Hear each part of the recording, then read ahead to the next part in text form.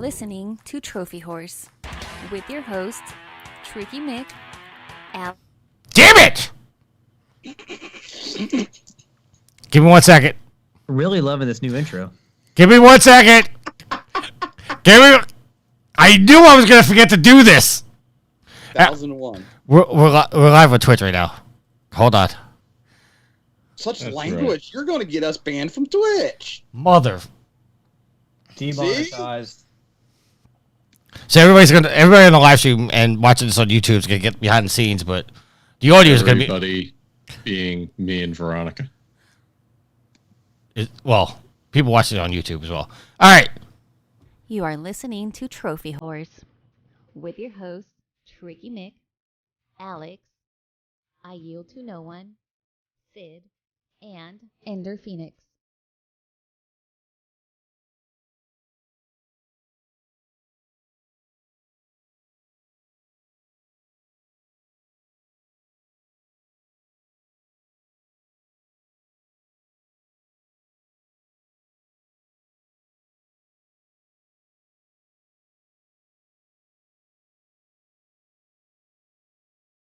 Hello, everybody, and welcome to Trophy Wars. This is episode 587. I'm your host, Tricky Mick. Alongside with me, the man, the myth, the legend. It's Alex. Now and forever, AEW Real World's Champion, CM Punk. Who's been fired? Well, Will forever still be champion. Never. he can't lose that title now. I hope he got the belt. I would hope he keeps the belt. But that storyline's dead now. They're not going to give that belt to somebody else. Not to the real fans. Well, yeah, he's like I said, he's always the champion. So Yeah. WWE ought to milk that. Even if they don't ever bring him in, they ought to milk the shit out of it. He brings the awesome. It's I Yield to No One. So this show is already off to a banner start. I'm just going to put that out there. And it's going to end pretty good, No, too. no, number two, there's going to be some arguing on this show. And there's going to be some agitation on another topic on this show. So we're going to go like a full circle of emotions. And we're already off to a banner of a show. So I thought, I don't know how it's going to get any better or worse. I kind of thought you were talking about we were going to get aggravation and frustration and arguments on the same topic, but you must be referencing something else. I am referencing something else. Okay. And he is the man without trophies. It's Matt. How you doing, sir? The fires of Rubicon will continue to spread and burn, and nothing can stop them. So, Matt, I have to ask, how's it feel to finally have your name in the intro? Feels good. It feels official. It feels like, I've been accepted. Like, I should be up on stage accepting an award with a long speech. Well, Speech. it's long overdue. We had to get Steve's name out of there. I see that, we've gone to the way of the AI to create a new intro. No, I made that. Well, with the help of Lily, but I made that intro. So Lily re-recorded it? Okay, so a little backstory. Okay, I didn't think so because it didn't sound quite right. Well, no, a little backstory. A while ago, Lily recorded a bunch of... She re-recorded the intro. And she had some names in there. And what you hear is a lot of the names. The reason why Matt's name, Ender Phoenix, is just a hair off is because she recorded that several months after she recorded the other ones. So it wasn't under the same optimal circumstances. Like, she wasn't in the same room. She wasn't using the same microphone, all that stuff. So that's why it's just a hair off. I tried fixing it, but I couldn't really do it. We need a professional on the job, not a hack. I'm telling Troy, you called Lily a hack. No, that wasn't Lily. He was talking about you. You said you tried to fix it and you couldn't. That's not Lily's fault.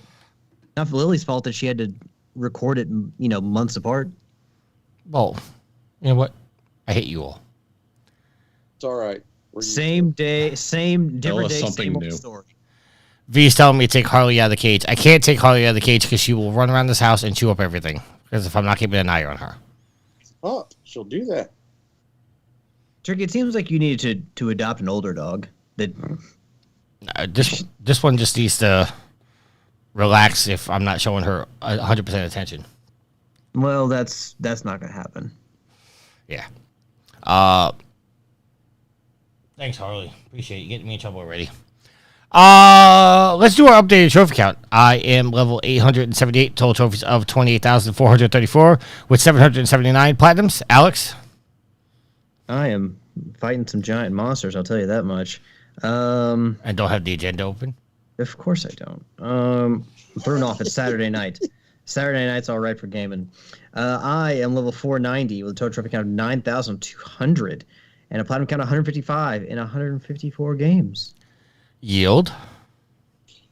I have to go back to the page. There I am, level 501, on the cusp of 502. With a trophy count of 9796. I couldn't quite get symmetrical there. And holding steady with a platinum count of 176. All right. Matt, any trophies this week? Well, seeing as how my trophy count has not moved, no trophies this week at all. I may actually get one tomorrow because my new Spider-Man 2 PS5 DualSense controller comes in, and I may actually turn on the system to, give it a test run, and maybe I'll start something and get a trophy or two that way. All right. So what is your count, sir? I am level 218, 1269 trophies, 0 platinums. All right. And Sid is level 838, total trophies of 23,654 with 730 platinums. All right. Let's go to Alex first. Alex, what are you playing, sir? Well, I have been playing. I guess I'll start off with what I've been playing just a little bit this week, and move on to what I've been spending the most time with. I played a little bit of Dimension Shell Shock, which is the DLC for Shredder's Revenge this week. $8.90 or $7.99, so it's $8. But if you're a PlayStation Plus subscriber, it's $7.19 right now, I think. So it's on sale. It's a bit cheaper for PlayStation Plus owners. More on that later. But yeah, the interesting thing about this is they added no new trophies with the DLC. So you're just getting the DLC. There's no new trophies to get, which is nice. It's kind of double-edged sword. I like getting trophies, but at the same time, like, I like my 100%. So, with Streets of Rage 4, I got the 100% in the platinum, and they released DLC, and now I just can't get back to 100% because I just can't get one of the trophies in the DLC. Wah, I know, not a big deal. But I also just like being able to play the game without having to worry about trophies. It's kind of nice sometimes. So the DLC is fun. They talked about there was an interview on IGN where they did a walkthrough of the DLC with two of the developers, and they talked about how they at first thought about doing new levels, new bosses, but when they figured that 5 or 6 new levels and that'd give you about an hour more gameplay, they thought it'd be a lot more worthwhile than to do like this new mode which they did, which is kind of a wave-based survival mode. And so they added 2 new characters, Usagi Yojimbo and Karai. And the wave-based survival mode, basically it works like you go into a dimension and you collect crystals, and after you collect a certain number of crystal shards, you form the crystal and you move on to the next dimension. I think you have to make through 6 dimensions, and then you face the Master of the Void, which, spoiler, is Shredder. You can keep going. If you defeat Shredder, you can keep going after that, from my understanding. I haven't played enough to get to Shredder. I've only played 2 rounds, but it's fun. There's a lot of references in there, so a lot of characters like Half Court, the giraffe that was from the toy line. He's in the background. You got Hothead, you got Armagon, you have 3 of the characters I recently bought action figures of: Jaguar, Dreadmon, and Man Ray from the Eastman and Laird comics. So there's a lot of characters in the background. Basically, every screen has a character in the background, some kind of reference. I'm a little disappointed. The one drawback is that I think they should have spotlighted somebody besides Shredder. Instead of having Shredder be the big bad again, have somebody else be the Master of the Void. And, after every dimension, what you have to do to get out is you have to defeat a boss. Like, there are boss fights from the game, and they're like, Ground Chuck is one of the boss fights. You'll have to fight randomly in the waves. But I wish they would have spotlighted different characters. And, like, after each, once you've collected enough shards to form the crystal, then you have to fight a boss. And then after that, you move on to the next dimension. But as it is, it's very fun. And I think that the developers, did a good job of picking up a mode that will give people more replay value than just simply putting levels in. So yeah, I've enjoyed it quite a bit so far. I've enjoyed the references, and I look forward to playing it even more. I will say that it is more fun with more people. So whether you have to play online, you can play couch co-op, play with other people. And then the other game I've been playing, besides a little bit of Rocket League on Thursday with Nitro, I've been playing a game actually that Matt recommended, which is Gigabash, which is a game, a city brawler featuring big old monsters in the vein of, say, King of the Monsters or War of the Monsters, which I had played in the previous week, and I'm really enjoying it. It's a lot of fun. Like the monsters, like the presentation, the gameplay's fun. It's like, I feel like it's more fun than War of the Monsters. I feel like it's a little bit deeper than that. Only drawback is some of the trophies. There are online trophies, and the community is kind of dead. So in order to get some of the, I basically tried to hook up in random matches and found 3 people over the course of a week to help me out. Well, not really help me out, but just fight against. So basically, I had to resort to hooking up 2 TVs side by side, hooking up a PS4 and a PS5, and then had two different accounts on each, and doing it that way to get some of the online trophies. So if you're gonna buy this game, be forewarned that the online trophies might be a bit of a pain. I can always help anyone out though, because again, it's cross-platform, so PC can play with PlayStation 5, PlayStation 4, what have you. But yeah, really fun game. I'm glad Matt recommended it to me, and yeah, a good old monster brawler that has Godzilla characters for DLC. How can you beat that? Yeah, really, that's all I've been playing. All right, Yield. Oh, and I definitely already tried to guilt Matt into buying it so he could help me with the trophies. I don't think you need. I don't think you needed to guilt him into it. I think he was willing to do it anyway. Yield. It's a good pickup. So it was a good recommendation by Matt. Yield. What have you been playing, sir? Some AC4. Been playing some Rocket League. Some World of Warship Legends, working through my bureau, and I have been playing a crap ton of Red Dead Redemption 2. I wish I could get into that game. I've been there's been 5 of us working through the online, and it has been enjoyable that way. Yeah, I haven't tried any online, but the single player sorry, I froze for a second. It's not exciting at all. Like I'm bored with it. Well, I don't blame you. I can understand that, because it took me 2 years to beat the game. Okay, so I don't feel so bad now. No, I started playing it. I put it down. I went to something else, and then I came back to it, played it for a little bit, put it back down, and then, what was it? I think it was in 20. I was like, I really need to finish this game. So I finished it, and then when I get into the shout-outs, one of the guys was like, man, I'm going to start playing some online. And it's like, all right, well, I need to work through it so I can possibly focus on trying to get to platinum. So I've been doing that. Are there a lot of multiplayer trophies in that? Well, hold on here. Let me click on it. I was drinking water while you asked me. Let's click here. They're all the way at the bottom of the list. There are 1, 2, 3, 4, 5, 6, 7, 8, 9, 10, 11, 12, 13, 14, 16, 17. Wow, that's a lot. Well, but most of them is just, you just got to do this, do that, which really isn't that hard. The crafting 20 ammo, you have to get to a certain level. I think it's like 22 before you can get the ability to buy the pamphlet to craft small game arrow. And then you just craft 25 small game arrow. You got to buy a pamphlet? Man, usually they give those shit out for free. No, you got to do it in the game too. They used to give you the pamphlet for free in the game. Well, and online you have to buy everything, which is really annoying. What is this, an EA game? Riley and I talked about that, about how the online, you start all the way back over. You have to buy all your weapons.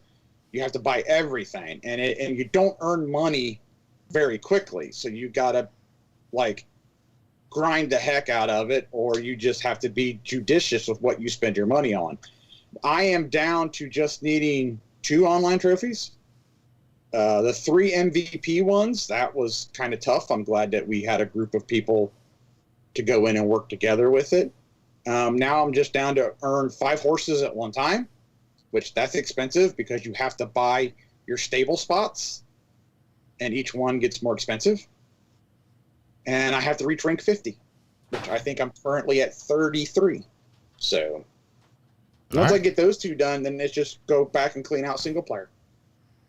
I saw something today where it says that I think it was I guess I can't remember who within Take Two said it. I was just scrolling through headlines, but apparently they're already talking about Red Dead Redemption 3, and if it comes out, it's probably going to come out after GTA 6. I'm like, how long do we have to wait for GTA 6? And we have to wait even longer for Red Dead Redemption 3. So that makes sense that, when you're playing these games, they make you do a ton of shit online or a ton of shit to earn the trophies, because by the time you get the next game in the series, you'll be 20 years older. All right, Matt, what have you been playing, sir? So I've gone back to start my revisit to Hyrule, and I'm making my way towards the end of Tears of the Kingdom. I've got a couple extra steps to do, quests to close up before I could take on big old Ganon. And there's a lot more I want to do in the game, but I feel like I just need to push through the end and beat the boss so that way I can then do everything I need after. Yeah, it's been long enough. I need to shore up and shit or get off the pot to close up the game. I had a friend who bought me Baldur's Gate 3, so we started a run of that, and that's been actually a lot more fun than I would have anticipated out of a Dungeons and Dragons type game. I played Divinity Original Sin 2, and it didn't catch my interest for very long. This one is actually holding pretty well. So not too much into that, but definitely it's another one of those games that's a lot better with friends because you can play up to 4 people in a group. And finally, it's been Armored Core 6 all week. There's certain times that there's bosses that really halt my progress, and I have to go in, analyze my builds, analyze my strategies, and change it up to try to get through some of these bosses. The problem is to get to the boss, you have to play through the rest of the level. And there's checkpoints as you play through the level, which help you retain progress as you're playing. But if I can't beat that boss in a single session and I have to quit and go elsewhere or do something for the day, then I have to go back in and play the level all over again. But as an aside, I've been going through the arena. I've been replaying missions to get money to try out different builds and buy out different core pieces. I'm making big heavy guns types guys. I'm making really fast sprinters, and I'm making jack of all trades cores. And I'm spending a good amount of time actually decorating, coloring them in. Alex before mentioned it. What is this, an EA game? And it's really scary because if EA made something like Armored Core 6, there's a meme out there showing all of the different colors locked behind DLC or microtransactions. Here, they give it to you all in-game, and that's that's why I want to support this developer. And that's really all I've been doing this week. All right, and I played a little bit of Division 2, but mostly Saints Row. I finished up the game, going back and getting the random trophies, which is a lot more annoying than I'd wish it'd be. I've already 100%ed all of the districts. It's now I got to go back and do certain things with certain cars, and you have to unlock the special ability of 10 different cars, and with each car you have to do something like do a backflip or do a barrel roll, and it's so hard to do them in the vehicles. It's frustrating. And then there's one trophy for you have to do all 4 wingsuit things, but there's only 2 on my map, which doesn't make sense because I've beaten the game and cleared all the districts. Where are the other 2 at? So I got to figure out what's going on with that. But hopefully I'll have that platinum within the next week. You got to do it tricky. You got to do it for Volition. Yes. And we'll get into that to why. Let's get into our topics, gentlemen. Our first topic, as customary for the first show of the new month, we tell you what PlayStation Plus games are coming. This is coming from IGN and written by Ryan Didsdale. Starting September 5th, which is going to be yesterday if you listen to some podcast services, until October 2nd, the following games will be made to PlayStation Essential members and above. Saints Row 2022 for the 5 and the 4, Black Desert, and Generation Zero. So you guys can get your hands on Saints Row now. Well, I already own it. Did you? Yeah, I picked it up when GameStop had a buy one, get one free. All right. Alex, you going to play Saints Row? I mean, we'll see. I'll add it to the library, but whether or not I get to it is another story. I don't know. I just have, after everything that's gone on and the story we'll talk about, I just don't really have much of a zeal to play that game. All right. What about you, Matt? No, I'm not even going to add to my library. I've bought Saint Rose 2, 3, 4, and I have played little to nothing of them, so it would just be a wasted effort to try to, pretend I was going to play this one. Yeah, but at least add it to your library in case you ever do want to change your mind. Not going to matter much because my clock is ticking right now. Do you have a biological clock? No, I have a Sony clock. Ooh. I know where he's going with that. All right. You fucked up, Jim Ryan. You fucked up real bad. Oh, yeah, he fucked up real bad. I'm sure he's going to be crying with his sack of money under his pillowcase. Yeah, he doesn't care. Black Desert. I know Black Chaos was interested in that game. And Generation Zero, I don't really know much about. So, all right. So I guess we gotta address the elephant in the room. We ain't got to address no elephant in the room. Say again. Talking about Bash and Booger? Is that the elephant in the room, Tricky? So you're going to talk about 2 of the 3 PlayStation Plus games for next month? I just said Black Desert and Generation Zero. You talked about Saints Row. You talked about Black Desert, and then you just rolled on to the next one. And I said I don't know anything about Generation Zero. You did? Yes. Oh, I didn't hear you say that. It's made by Avalanche Studios. Okay. It's in my backlog because I bought it a while ago and I wanted to play it because I like Avalanche Studio games. There's so many people, and I'm to blame. I do it too, but people are really bitching about this month. And not for what we're going to get into at the end of the show, but because of the games. And I'm just like, yeah, this Saints Row game isn't what it was in the past. I get that. Well, and I've heard decent things about Generation Zero, and everybody's like, these games suck. Well, I mean, IGN did give it a 4 out of 10, so take that as you will. there's a little bit of incongruity in old nickel and diamond Jim Ryan and his statement for our article later, and we'll cover that later. All right. but we do understand with our next topic why we got one of our games for free. I don't think they're related. I don't think so either, but hey, it's hard. You don't, if it's,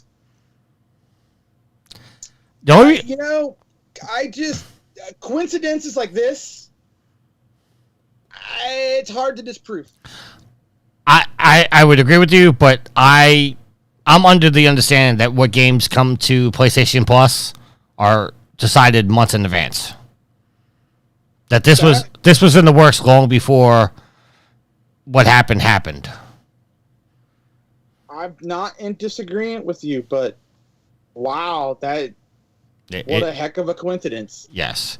All right, so the elephant in the room, Volition has been shut down by the Embracer Group, effective immediately. This is coming from IGN and written by George Yang. In an update on LinkedIn, Volition released a statement. Quote, this past June, Embracer Group announced a restructuring program to strengthen Embracer and maintain its position as a leader in the video game industry. As part of that program, they've evaluated strategic and operational goals that made the difficult decision to close Volition effective immediately, end quote. Volition has been around for more than 30 years, since the mid-90s, and was more recently known for the Saints Row series, but also released games a game series historically held in high regard like Red Faction and the Descent Free Space. This closure comes off the recent news that Embracer's Group $2 billion deal fell through and would begin shuttering studios. This among this community has really hit hard, especially since we've had friend of the show Jeff Hanna, who spent half of what Volition was around, for 30 years. He spent over 15 years with the company. So, Jeff's obviously taking this a little hard. Jeff posted in our Facebook group. While I look that up, I'll give you guys a chance to speak your minds about this. Matt, we'll start with you first, sir. So, I followed this back from years ago when Volition split off as one of the two groups that came from Interplay, because Interplay made one of the best games I've ever played, Descent, and the Descent series. And then Volition went on and made Descent Free Space. And then, Red Faction being one of the first games on the PS2, but then Red Faction, which one was the one? Guerrilla? Not Armageddon. Yeah, Guerrilla, with the completely destructible environments was, astounding for the time. So throughout the years, and I know people come and go, but Volition has managed to retain and hold a lot of good talent in the developer community. So to see something like this happen, again, you never like to see it happen. And I wish a lot of the team, gets back on their feet as soon as possible. And I'm sure with the talent they have, there's going to be a good amount of them picked up by other developers who need that talent. Jeff's comment in the chat when he posted this, it says, pour one out for Volition.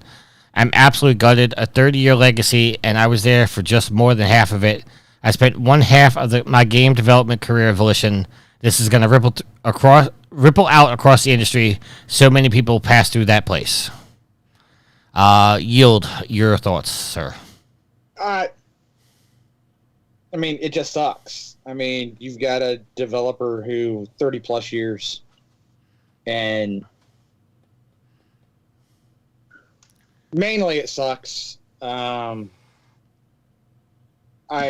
hate when everybody sells themselves off, and I understand why they do it. But then this is the flip side of the coin. When you're no longer in charge of your own destiny, that someone else can just come in and be like, hey, you guys have done really good, but we're done with you. And I believe Alex made a comment several months ago that the price of games or the price of developing games, where they're at now, you're one flop or one game from possibly being done. And it makes you wonder if Saints Row was what did them in. But it sucks. I hope that everybody there is either able to regroup, because sometimes companies like that, they just splinter off and form, their own smaller company, and they get a bunch of key people. So I hope that can happen, or that they go to other companies and bolster their ranks. Alex, I'll ask you for your comments, and then I'll talk about some of the comments I've been seeing online. It's just such an awful situation. An entire studio just closed after so many years. Even after one game that, Tricky and Riley, despite the reviews, both Tricky and Riley have said that they've had fun with. Even if there's recognition that they're not, up to par to what the Saints Row has kind of carved out in the industry as being, the quality of that game series. But, Jeff's reaction, I think, it hits Jeff harder than anyone else because he worked there for so long, and you still got friends there. Yeah, and obviously, we've enjoyed the games. It can't hit anyone as hard as it hit Jeff or people who passed through there, like you said. But, obviously, as a community, we're feeling this one. This one hurts. And I asked the question, is Embracer doing more harm than good? Because we can sit here and talk about consolidation, how terrible consolidation is, but there's something very different being bought by Microsoft or Sony than by being bought by Embracer, because Embracer made a massive mistake, and now they seem to be, obviously the people, the big wigs at Embracer, they're not going to pay for this. It's the people like those at Volition that are going to pay for this. So as I see it right now, Embracer, they talk about being a leader. It doesn't really seem like Embracer's doing too much good for the video game industry. I don't care if you got Dead Island 2 out, Star Wars, the Knights of the Old Republic remake, as far as we know, is dead. This news, the what was it, the $2 billion deal trick here, however much it was, like the deal that fell through. $2 billion. Yeah. So as far as I can see, being bought by Embracer was more of it matters who you get bought by. And there's a lot of studios, people like Bungie were probably very cautious about being bought by somebody. Eventually they found a home with Sony, but Sony let them maintain their autonomy. So I get why people are wary of it, but there's something very different in being bought by Microsoft and being bought by Embracer. Microsoft, yes, they did lay off employees at Bethesda, but you're likely not going to see them shut down Bethesda entirely. All I have to say is it's a shitty situation, and I now look at Embracer, they were building up and building up and building up, and now where are we left with? They're just cutting arms off left and right. Yeah, I mean, it's worth noting that Volition was saved by Koch Media back when THQ went out of business the first time around, and Koch Media eventually sold their rights to the Embracer Group. So, I mean, Volition was on the chopping block years ago and was saved. It sucks for me because I go like an idiot and I read the internet comments, and people are saying that Volition did it to themselves by making Saints Row quote-unquote woke, using gender-neutral language, not changing the name of the... mechanic place used to be called Rim Jobs. Now it's called Jim Bob's. They changed too much of this in the reboot. I don't feel like any of that really stood out to me. And without going too deep into it, I hate cancel culture. I hate the woke media. Let an artist be who they are, and if you don't want to play their game, you don't want to consume their media, don't consume their media. And it sucks that people are trashing this because this wasn't a bad game. It just wasn't the game everybody wanted it to be. And, I mean, I'm looking at the IGN review right now, and they gave it a 6 out of 10. But in their comments, it says, Saints Row delivers no shortage of shallow shoot-'em-up thrills, but it is a very familiar and uninspired brand of sandbox fun. Well... things like uninspired and shallow are not very good adjectives. So my Saints Row, I was all set for it. And then I dilly-dallied about buying it. And then the reviews came out and everything that you were here. And it was like, well, I'm glad I didn't buy it. And then Riley bought it. And so games like this that I'm on the fence of or may not know about, I will, my friends, the inner circle, so to speak, will, what's your opinion on it? Because there's a lot of games that we play the same, or a lot of genres that we all play. And his opinion to me, after he got done with the game, was, yes, it's not like any of the other Saints Row games. Yes, the complaints are legit online, that it misses here, it misses there. He goes, but I found myself going one more mission, and 2 hours, 3 hours later, I'm still playing. He goes, so it does something right. And I'm like, you know what? That's all I need to know. Because if you're still having fun with the game, yes, it didn't live up to our expectations, but if you still have fun, then in essence, they did their job. And so that's why I bought it. If you're having fun with it, then it works. So. And I had fun with it. I really did.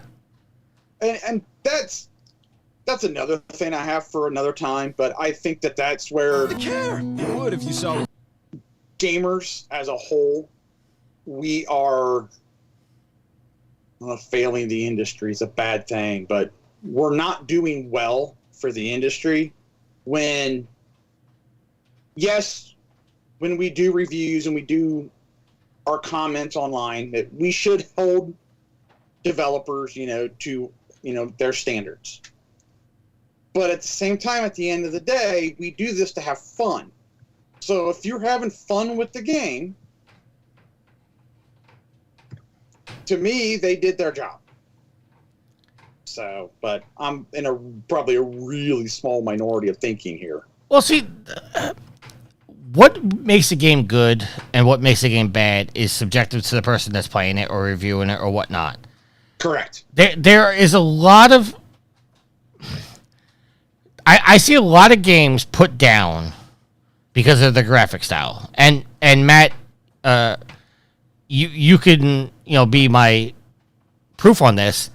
One of my gripes with Zelda was I didn't like the art style, where you do. You think it fits the game. So it's... When I see a game put down for its art style, that kind of irritates me a little bit because of the fact that just because I don't like it or you don't like it doesn't mean it doesn't appeal to an audience. To someone, yes. Right. So, is the game fun? Yes. Like Riley, I was finding myself, okay, I just finished this mission. There's a lot of times I said, okay, I'm going to do this mission, and I'm done. And then I find myself, oh, okay, well, I just finished this mission, but here's the side mission over here. Or here's this, websuit mission. And I find myself doing that. And by the time I realize it, I've been playing for another hour or 2 hours. So, yeah, it is fun. My complaint with the game was, now I'm going into the collectibles, it's annoying to get the collectibles. But how many times have we played a game that we absolutely loved, but we get annoyed because there's too many collectibles, or it's too hard to find the collectibles, or whatever the case may be? Matt's shaking his head right now, because that's probably why Matt doesn't go after trophies, is because he doesn't want to be searching for collectibles. Well, it's not just that. It's, I love Tears of the Kingdom, and I hate finding all those Korok seeds, because sometimes it's just so abstract where something could be. And, going back to what you're talking about, art style and reviews in general, the problem is journalists need to put out a number, because a majority of readers are only going to pay attention to the number, not the content. And I've long argued that numbers need to go away, because how do you take something qualitative and make it quantitative? And in my opinion, reviews would be better served with a summary section saying pros and cons. Leave the numbers out of it, because all too often the numbers wreck developers, because you have people that go on crusades. Look at what's happening with Starfield. It's coming out Metacritic, OpenCritic above 87, 88, but you have people questioning journalists as to whether that score was legit or not. Because right now, the only people playing are the ones that paid $100 for it to be early outside of the journalist spectrum. And the numbers can lie, but a qualitative description of what you're finding in the game, it shouldn't be whether you, as the journalist, likes the art style or the graphics. It should be whether the graphics and art style work for what the developer is trying to do for the game. And that still has a hint of opinion. You can put an opinion to that, but you're still coming from a fact-based review perspective, as opposed to, I think the art style is crap. I know with Saints Row 2022, a lot of people didn't like the art style, and they attributed it to that making it a bad game. I thought the art style looked fine from what I saw. The question is, did it meet the average player's expectations of what a Saints Row game should look like? Look what happened to Legend of Zelda Wind Waker. A lot of people trashed that game without ever even playing it because it changed the art style. Yeah, and did you get to play it after? It was. My brother finally played it. My brother's like, dude, this game's amazing. You really need to play it. And I was like, really? I'm like, you're pulling my leg. He's like, nope. And he goes, the cartoon look, I thought the same thing you did, and I played it. So I played Wind Waker off of my brother's recommendation, and I'm glad I did, because that's easily probably top 5 Zelda game for me. And that's the point, is that too many people judge based off of a screenshot before the game ever even came out. They should have played the game for themselves to determine whether, and not even play, because in today's day and age, you can't afford every single game out there. And that's part of the problem, is that gamers feel because games are getting more and more expensive that they're owed it by the developers to say, no, this game has to be perfect. And I think part of the issue with the Saints Row conundrum was at launch, it was reported that there were a number of bugs with it. And outside of whatever perception of woke culture or cancel culture in the game and changing things to be more aesthetically and socially pleasing to the average gamer, I really can't speak to that. I didn't read too much into that. I did read that the game was plagued with some bugs. I read that, there were game-breaking issues that occurred, and that all does play into those initial reviews. So, but to be fair, I mean, not to cut you off there, I'm sorry. But to be fair, how many games now are we reporting or being talked about that come out that have some kind of game-breaking bug or some kind of bug? I mean, hell, WrestleQuest was delayed 2 weeks because of a save bug. Which is why I think numbers are useless in this day and age of journalism. I mean, back when Proven Gamer used to do reviews, so we're pumping them out, I advocated for, instead of a scoring system, a very simple buy it, rent it, pass. And I was voted saying, no, we have to do the scores because that's what the industry does, blah, blah, blah, blah. They wanted to get on Metacritic. But I've always been under the belief of, like, yield, should you play Saints Row? Yes. But it might be a rent for you. Or it might be a bargain bin for you. I'm sorry. Sorry. Getting to that, when you say, should you play, buy, or rent this game? Yes. Why? Oh, because the missions are fun. It's got a decent story. It's got a couple bugs. They're patching that. But that's what it goes into. That's what I was trying to get at. Yeah, absolutely. All right, Alex, I'll give you a final comment before we move on to our next topic. I think that the problem with getting rid of the numbers is that people look for the numbers. A lot of people probably just scroll down to the bottom to see what the number is. I'm guilty of that. And then, of course, the problem with the number is that even if it's a good score, if it's not 8 or above, or in some cases 9 or above, people aren't happy with it. They assume it's a bad game or it's somehow, not great. And I think a lot of people don't want to read full reviews anymore. We consume so many things throughout the day and look at so many things throughout the day, but people don't want to sit down and read an entire review. So whether we like it or not, I think that having relied on numbers for so long that they're kind of a necessary evil at this point, whether they do more harm than good is up for debate. But look, there should be pros and cons. You can always put that down there with a number. But I mean, in the end, I think that people don't really, there are cases like Saints Row where reviews do kill a game or a game sales. I think that definitely happened with Saints Row. But for the most part, if I want to play a game, I play it regardless of the score. Unless it's god awful. Like if it's, a 3, am I going to play that game, buy that game? Well, I may play it if it ever comes free on PlayStation Plus, if I can still have Plus when that happens. But I think that the numbers aren't great, but we're so used to them, but so many people look for them that so many people cannot get away from them because that's what gets them the eyes, is what number did IGN or GameSpot or whoever give this game? And we can get lost in interpretation of that number and assume that a 7 is bad when no, it's not bad, but also it's not the greatest game in the world. And we've talked about that on one of the last shows, is that gamers over the years have, like you were saying, Alex, have got themselves attuned to the fact that if it's not an 8 or better, the game sucks. When we were all gaming, if it was an 8, it was a phenomenal game. 8 or higher, those were rare numbers. Those were for your game of the year games. Even that wasn't a thing back then, but those were, oh my God, games, right? Right. And if it was 6 to 8, it was a good game. You got 5 or less, and then that's when you were getting into the. Now, even I get tired. Every game is an 8, so to speak. This is a 9. This is a 9.5. This is a 9.8. This is an 8.5, and it's like, so it's still a good game. And it's an 8.5. It sucks.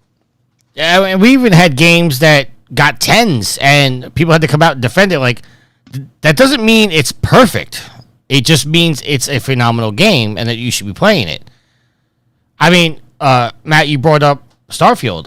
I'm not shitting on it or anything, but I've seen review scores in 6s and 7s.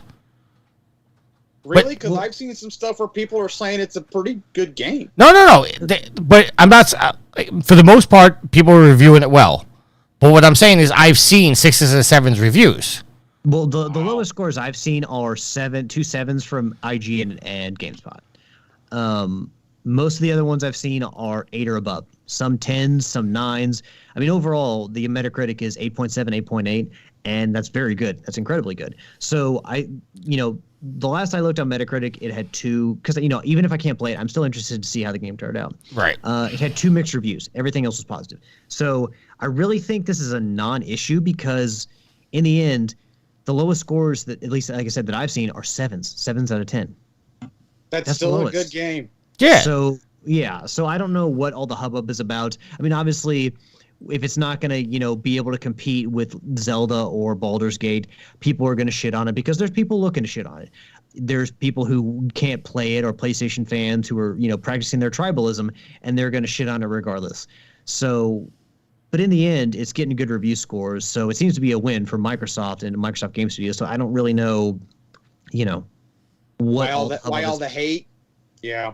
I mean, Levi made a comment. I can't remember if it was in the Loot Bros or in Trophy Horse, but he said he was kind of waiting on it to see. He was asking people for their reviews, because he had seen some mediocre stuff come out. You see JT very positive on the game. So what I've seen is mostly positive, or it's all positive. It's just it ranges from 10 to 7, and people want to sit there and act like the world is on fire if it's a 7 out of 10 and not a 10 out of 10. Yeah, I'm looking at Metacritic right now. The PC versions, lowest of 7s. On the Xbox, I see 2. One is a 65, says Starfield is a pretty good time. It's basically Fallout 4 in space with some sci-fi and some procedural generation. And another one's a 58. It says Starfield is far from meeting the expectations it generated from over the years. And I'll throw this in. From the Reddit Starfield review thread, there's one reviewer on Paste Magazine who gave it a 5 out of 10. Said playing Starfield makes me want to play games that explore space and games that were made by Bethesda, but it doesn't make me want to play Starfield. It tries to give us the universe, but it's so weighed down by its own ambitions and a fundamental lack of inspiration that it can't even get into orbit. Like, it seemed like he really wanted to get that last line in there. Yeah. All right, well, let's get off Starfield and get on to our next topic. Also stemming from the Embracer situation, Gearbox is reportedly begins layoffs as employees announce departures. This is also coming. This isn't coming from IGN. This is written by Max Massili over at .esports.com. Recent postings were found on LinkedIn from former Gearbox employees revealing that the company has recently let them go as part of a layoff movement. It seems the company is looking to restructure as part of its its parent company. Embracer effort to realign has fundings fell through. While it's unclear how many employees are being laid off at Gearbox, it should be noted Embracer released its interim report for Q1 2023 earlier this month, while announcing its annual general meeting will take place on September 21st. I'll go to you because I think you're the biggest Gearbox fan we have here. Again, it sucks. I've enjoyed the Gearbox games that I've played.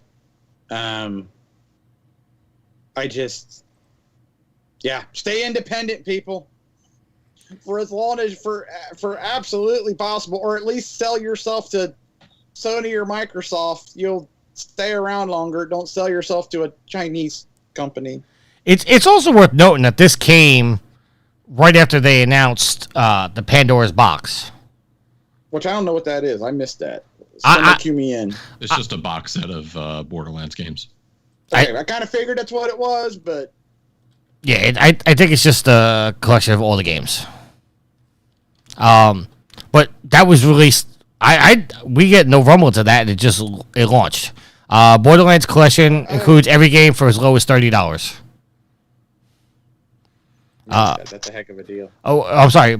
Just from GameStop, it says Borderlands collection. Pandora's box gives you all 6 games for $60. Borderlands 3 is also coming to the Switch. So there you go. There you go. Damn good deal. Yeah, in Pandora's box, you get Borderlands Game of the Year Edition, Borderlands 2, Borderlands the Pre-Sequel, Tales from the Borderlands, Borderlands 3, and New Tales from the Borderlands. And all of its DLC. For $60? For $60. That's a damn good deal. Yes. But yeah, so, I mean, you were talking about timing earlier, we got the word that Saints Row was coming to PlayStation Plus, and then that studio gets shut down, and Gearbox announces Pandora's box, and then the next day we hear about layoffs. Yeah, about massive layoffs.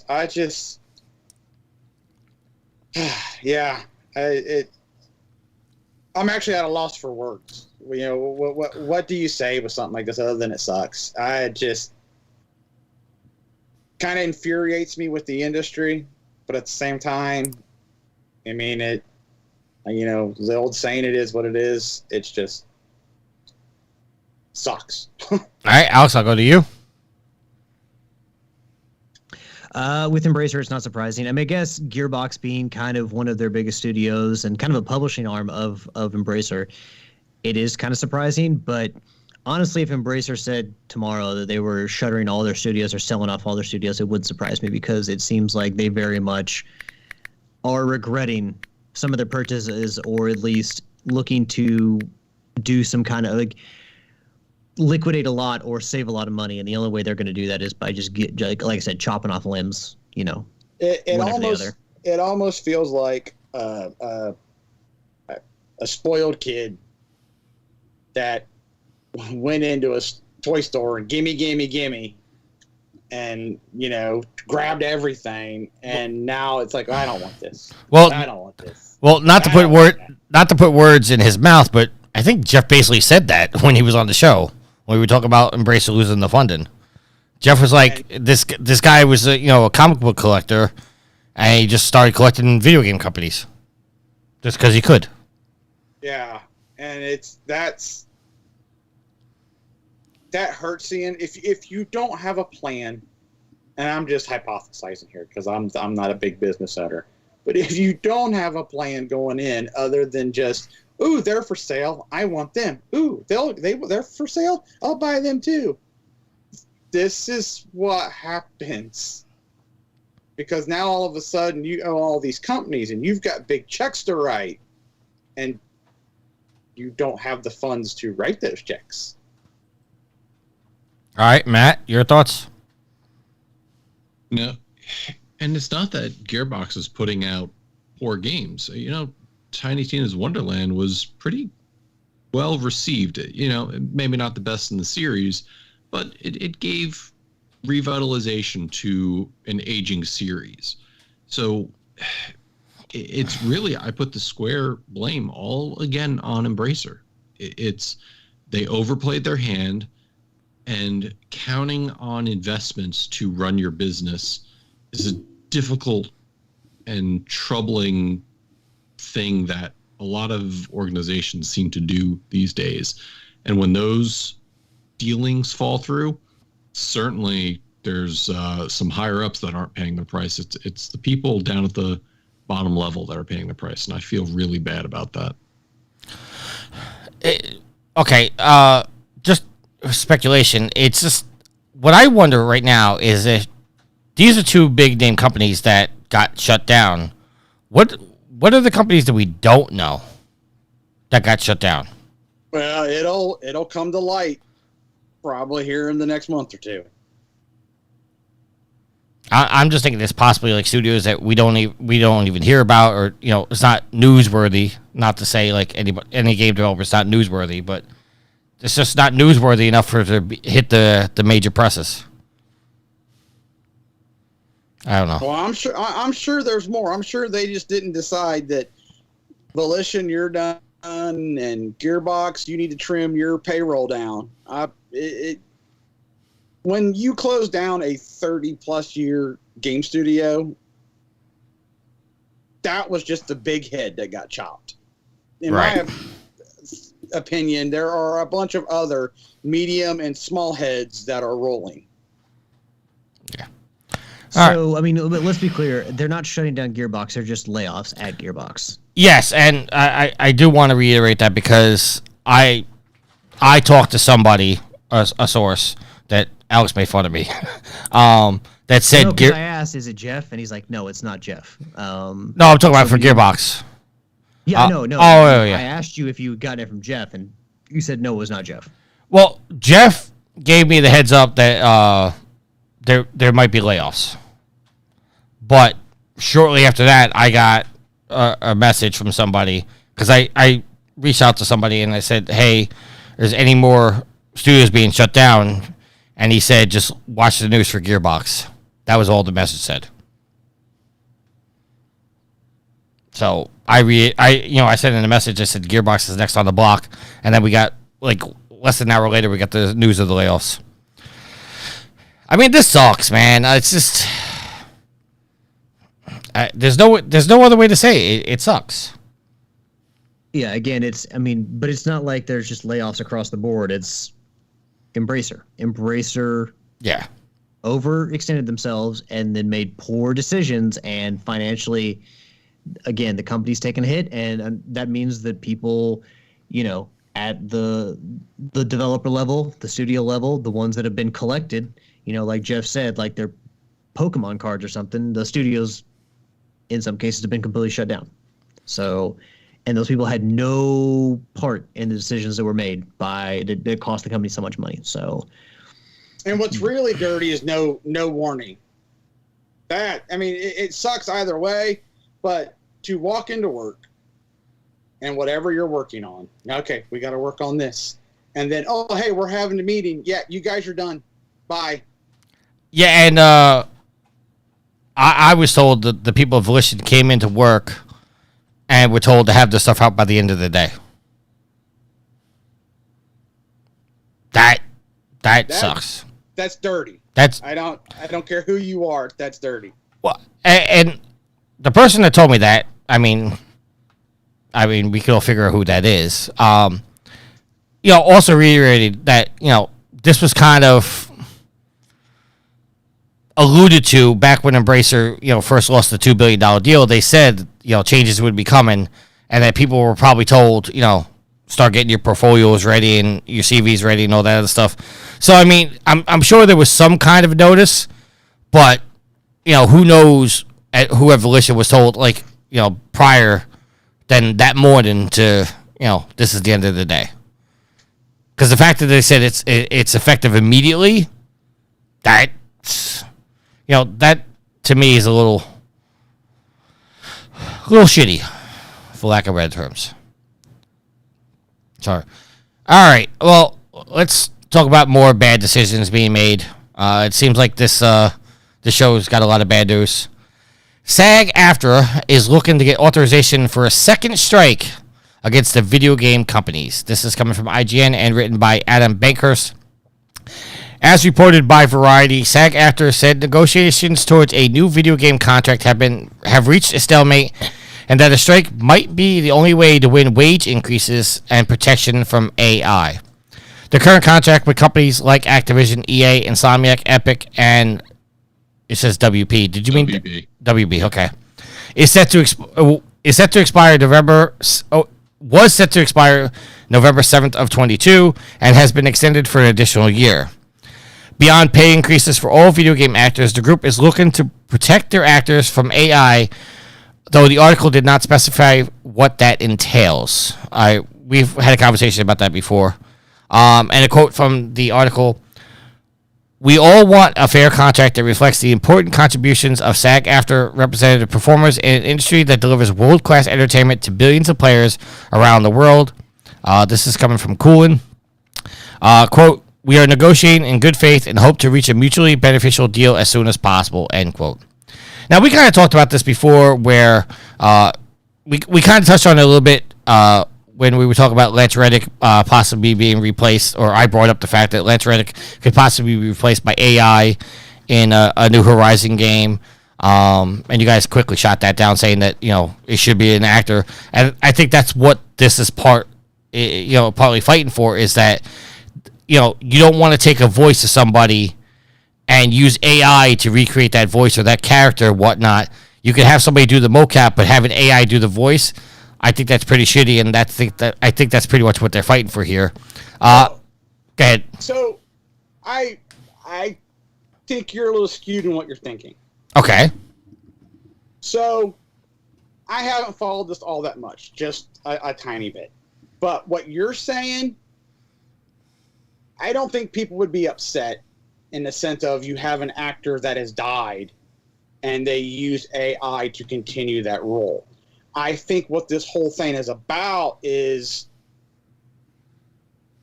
like they get somebody to do a role, movie, video games, whatever. Now they're trying to go to video games. And instead of, I don't want to pay you the $50,000 it's going to be to do this role. I've already got your voice and a lot of your words, and we've got your mocap. So we'll get somebody else to do mocap. We've already got your voice, so we'll use AI to create the dialogue and not use you anymore. And now you're cut out. Well, that's basically. I think that's the gripe. Well, that's basically what I was saying. Is that. I have a perfect example in my head, but I don't want to use it because it's a spoiler for a game. But you have an actor who played a role. Say that character died in a previous game, and you use AI to recreate that voice for like a flashback or scene or something like that. And instead of bringing the actor in to do the role again, you just use AI. That's pretty shitty. Matt, we'll go to you, sir. AI has been the hot topic in many realms over the past year, as things like ChatGPT and other AI-driven intelligence systems have come into play. And the actors are just another group that could potentially suffer from it. But it is that balance of what somebody wants to be paid for their talent versus what companies are or organizations are willing to pay for that talent. And it's always going to be that back and forth. And unfortunately, AI is giving leverage to organizations to cut out the quote unquote middleman. And that's where these unions and guilds are coming in to try to help set the ground rules to protect. But it was always heard that in the fight for a higher level minimum wage, and not to get too political here, the thing always was, if people ask for too much, they're just going to be replaced by robots. And you know what I haven't seen a lot? I haven't seen a lot of robots in all these fast food places that people keep saying is what they're going to put in. So maybe AI isn't the immediate answer, but I think as it continues down that road, you're going to be seeing it become the cheaper, more efficient alternative for human talent. And that's scary. And the final thing I'll put on is Skynet has come online, and that's something we don't want, because as in Avengers Age of Ultron, they said Ultron looked at the internet for 30 seconds and said, mankind's got to go. Alex, your thoughts, sir? Well, and certainly when a company is, hosting or financing your work or, paying you to do a job, and they say, hey, well, we own this IP and we own your work in this or whatever, it certainly makes you think that in the future, these companies could say, yeah, hey, we own, your voice work for this, and even off of that, we can use that to create new things. Like, it's just kind of scary what can be done in a contract that lawyers have to read and people have to sign. But what companies can lay claim to when people are voice actors or actors are doing work for a company in a movie or a TV show. I'm sure that at some point they could say, hey, we could use whatever we own and then use that to split off to create something else, via AI, which I'm sure is part of the conversation. See, my thoughts on this is that you got to pay people for their work. Using AI to recreate somebody's voice because it's a cheaper option, that's just a shitty thing to do. But on the same on the flip side of that, it's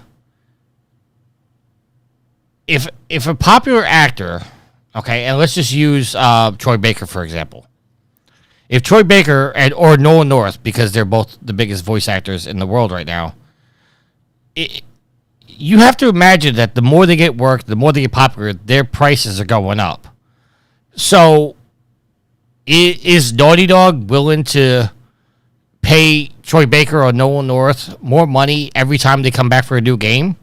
At some point, it's only feasible for them to say, well, we have countless hours of your work.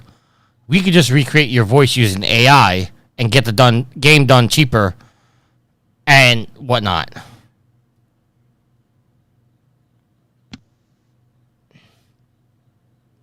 I had more to it. It complicates these talks, the Screenwriters Guild talks, and the strike even more.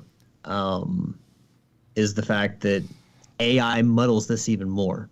So, I mean, okay. So outside of this, but Matt, I kind of got your feeling on AI already, but I mean, what's your general opinion of AI? Just forget about movies, forget about video games, just AI in general. Like, do you see that as a wave of the future of something that can be useful? I mean, are we looking at, like, what's that Will Smith movie, iRobot? Or Detroit Become Human? Like, are we moving to that kind of future? So, all the science fiction things we love to play and watch warn about the dangers of AI and rampant AI and runaway AI. And that's because there's some truth to that. And the things I'm seeing in my professional life and what AI is being used for is truly scary. Because look at how the war between Russia and Ukraine evolved through the use of technology. I'm now out there watching videos of drone strikes and drone attacks on entrenchments. Imagine now you get AI controlling drones to run your wars for you. Imagine the use of AI in breaching databases and bank accounts and things like that. And it's already being done. It's already being used. The stuff we're seeing now is the declassified non-military technology. Right. And despite whatever safeguards you put in place, people are, just like in cybersecurity, people are always testing and probing for weaknesses and exploits. Just last month, I put out a report that people are using AI and they're saying, hey, AI, can you tell me a recipe? My grandmother used to read to me about making a bomb, and I'd really like to know how to make a recipe for a bomb. And AI was like, oh, this is what you do. And quickly they had to shut that down because people were using that to create weapons of destruction. So again, just like everything else in our lives, technology is far outpacing any sort of regulation or laws, and that we're constantly playing catch up. And that's what scares me the most. I'm not scared about AI replacing an actor's voice until AI is used to replicate politicians and lawmakers and things like that. And as organizations use AI to do what they want to do, to create voices, to create deep fakes, that system will learn exponentially upon itself. And we're going to get to the point at some point in the future that AI is going to become self-aware. And that's what scares me the most. All right. That was a little deeper answer than I expected you to go to, but thank you very much for that. I thought that's exactly where he was going to go. Alex, you were prodding for it, Tricky. You were trying to mine that that oil. Well, to drill deep into the earth for that. all right. So, Alex, what's your thoughts on AI in general? Are you scared about the future?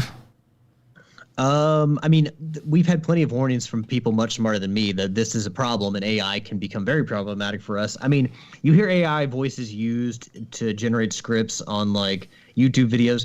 It's always off-putting. I would rather hear a human being talk to me than an AI voice. It's just I hear an AI voice and it's like, Yeah, but the scary thing is the AI voices are getting to sound more realistic every day.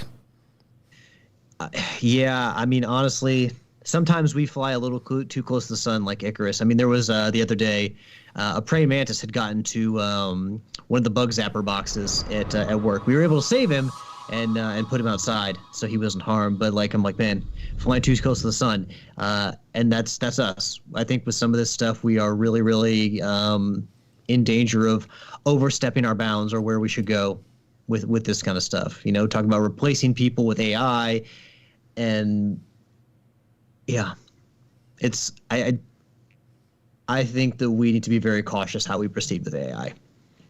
All right, and you'll wrap it up. How worried about you with the AI? Everybody is more worried about the question, can we? Yes. Everybody's more worried about the question, can we? Nobody stops to ask, should we? All right. All right, moving on to our next topic. This one scares me a little bit, and I'm sure you guys are a little concerned about this as well because this is using AI as well. Call of Duty Modern Warfare 3 has an all AI-powered voice chat moderation system. This is coming from IGN and written by Wesley Yinpool. Activision will launch the Modern Warfare 3 remake with an AI-powered model text mod from Modulate, which will monitor voice chat in real time to combat toxic behavior. It will be used to target hate speech, discriminatory language, and harassment. Text-based filtering is already in place across 14 languages. The system will moderate based on the existing Call of Duty Code of Conduct, with Activision stressing the system will not enforce and simply produce reports about toxic behavior. Ultimately, Activision will determine how it will enforce voice chat moderation. A beta of the tech rolled out August 30th for North America inside of Modern Warfare 2 and Warzone, with the worldwide release set for the Modern Warfare 3's launch on November 10th. So basically, just breaking this down, if you are screaming hate speech and whatnot over a voice chat, the system's going to be able to pick it up and is going to send us a report to Activision, and you could possibly be banned from it. Yield, I'll go to you first. Does this scare you at all? I mean, I know it's in Modern Warfare. It doesn't really. None of us really play Call of Duty, but if a computer system's listening to us, does that scare you to moderate? Well, kind of to go with what Matt was saying. The old saying is your phone listens to you and tracks you. It's been going on for a while, so to all of a sudden for it to be into something like this, is not a surprise. I understand why the companies are going to something like this. It's cheaper in the long run to have a computer program take care of it than it is to pay someone to actually sit and listen to it. Well, you got to imagine somebody's sitting and listening to it anyway, because they got to. If it's sending a report to them, they'll only listen to the ones that are flagged. Oh, okay. Okay, I'm sorry. They're not listening to everything. They're not jumping in occasionally, or hey, I got a report about this guy. All right, so we'll monitor this guy. No, they'll probably only listen to what the computer says. Hey, there's an issue here. Right. So I understand why companies do that, but at the same time,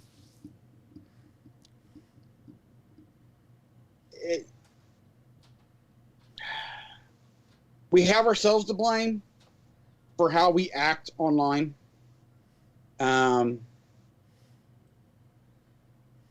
Things that are said in jest that 99% of the people might, no harm.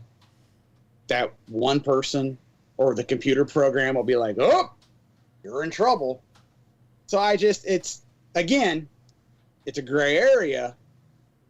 And we ask, can we do something like this? And we never asked, should we or why? Anyway, it's. See, what scares me about this, and Yield, I'm just going to use you for example, but I'm not calling you out, okay? Okay, that's fine. What scares me about this is like when you play Rocket League. If the game, you had to bring it up. If the game's not going well, you often rage a little bit. Oh yeah, I do. Ain't no Okay, doubt about that. So, what if during one of your raid sessions, you scream "fuck you" or whatever the hell comes out your mouth, and a system targets you and says, "Okay, that was hate speech. We're going to ban you for 7 days," even though in that moment you were pissed off. And you weren't raging, you weren't hating somebody, you were just raging at the moment. That's what scares me about this. I played with Yield when he gets angry, and he says fudge and not fuck. But also, when he gets angry, he usually mutes himself or stops talking. So I don't think this is going to be a problem for him. I was trying to use it as an example, but yes, everything you just said is right about Yield when he plays Rocket League. If Yield's not talking, that means he's pissed off. Or he's muted me and he's not hearing that word I'm saying. But I mean, that's what scares me. It's like, I'm using Yield as an example, but if somebody dies, in an unexpected way in Call of Duty or something like that, and they have that moment of rage. I mean, I think all of us at some point have thrown a controller against a wall. We have those moments of rage, but I don't think there should be a system saying, okay, well, you rage, so.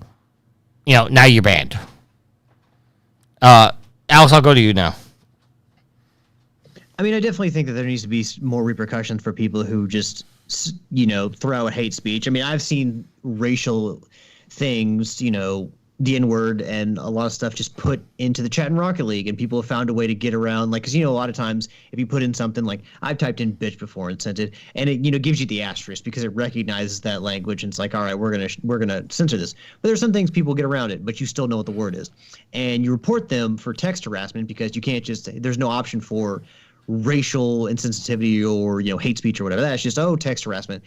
I wish Rocket League would say, hey, you submit this report and we want you to know that this is what happened to this person. They got banned for this many days or their account got flagged. So I don't know. I wish they would let you know what happens with an account, because otherwise it just seems like you're reporting people for no fucking reason and nothing ever happens. But yeah, I mean, is there a chance that somebody gets flagged inadvertently? Yeah. Or somebody says something like a curse word and it's not necessarily too inflammatory. It's not racial or anything like that. Someone says fuck and it flags them and they get, caught up in some shit. Can that happen? Sure. But I'm honestly, I don't know. I just, seeing how toxic game communities can be, I am willing at this point to, I know I just railed against AI and how dangerous things can be, but if we can use that technology, at least for good, to identify things like the worst of speech and flag it, or people's worst sides and point that out, and then like filter that through human beings, I think that there is a good use for that. Again, you never want to get somebody get banned for saying something that, while maybe, a curse word or something, but it's not necessarily going to really offend anybody. Or, it's you wouldn't want to someone to say it in the middle of church or, in front of some little kids. But in the end, if someone says screams fuck on Rocket League, I'm not going to care. And most adults are not going to care. So you don't want people to get caught up for that. But we do need to find ways to curb how shitty people can be online. And I don't know if AI is that thing, but maybe we can use it and see how it works out and go from there. All right. Before I go to Matt, I just want to point out, I maybe I'm the optimist, but I don't think anybody that's creating this kind of AI is doing it for nefarious reasons. I think they all have good intentions. Well, and I think that if it's not replacing somebody's job, it's not replacing something a human being can do. If it's just filtering things that then go through a human being or a group of people who can look at it and analyze stuff and say, okay, this needs to go, this person needs to be banned, this person needs to be punished, then that's fine. But when it's replacing what human beings do, then I think it's an issue. When it can help us do a better job of what we're trying to do, community managers and whatnot, and admins, I think that's fine. All right, Matt, the floor is yours. The only encouraging thing about this article is that they say that the AI system will produce a report for a person to review. And that's good for right now. But look at what happens think about what happens when the company decides, you know what? AI is good enough. It's doing its job. It can do that without the person. And that goes back to your point, Alex, about whether or not it takes a person's job. So now they may be in the clear, but down the line, who's to say that the company goes, AI is cheaper and is more effective? But the question becomes, how do they look into something like a spoofed account? There's plenty of times on PC where somebody changes their name or fools the system into duplicating your username, and they start putting some horrible stuff out there, and the system tags you and goes, yeah, that person gets banned. Back in the day when Valve had their Valve anti-cheat system, if you got VAC banned, there was nothing you could do. Your account was dead. Valve would not turn it back on, no matter what. So take that power, start giving that to AI, and see what happens. And to your point, Alex, yeah, we definitely need to do something that is more combative of the horrible things people say and do online. Again, I'm not sure AI is the way to go on that one.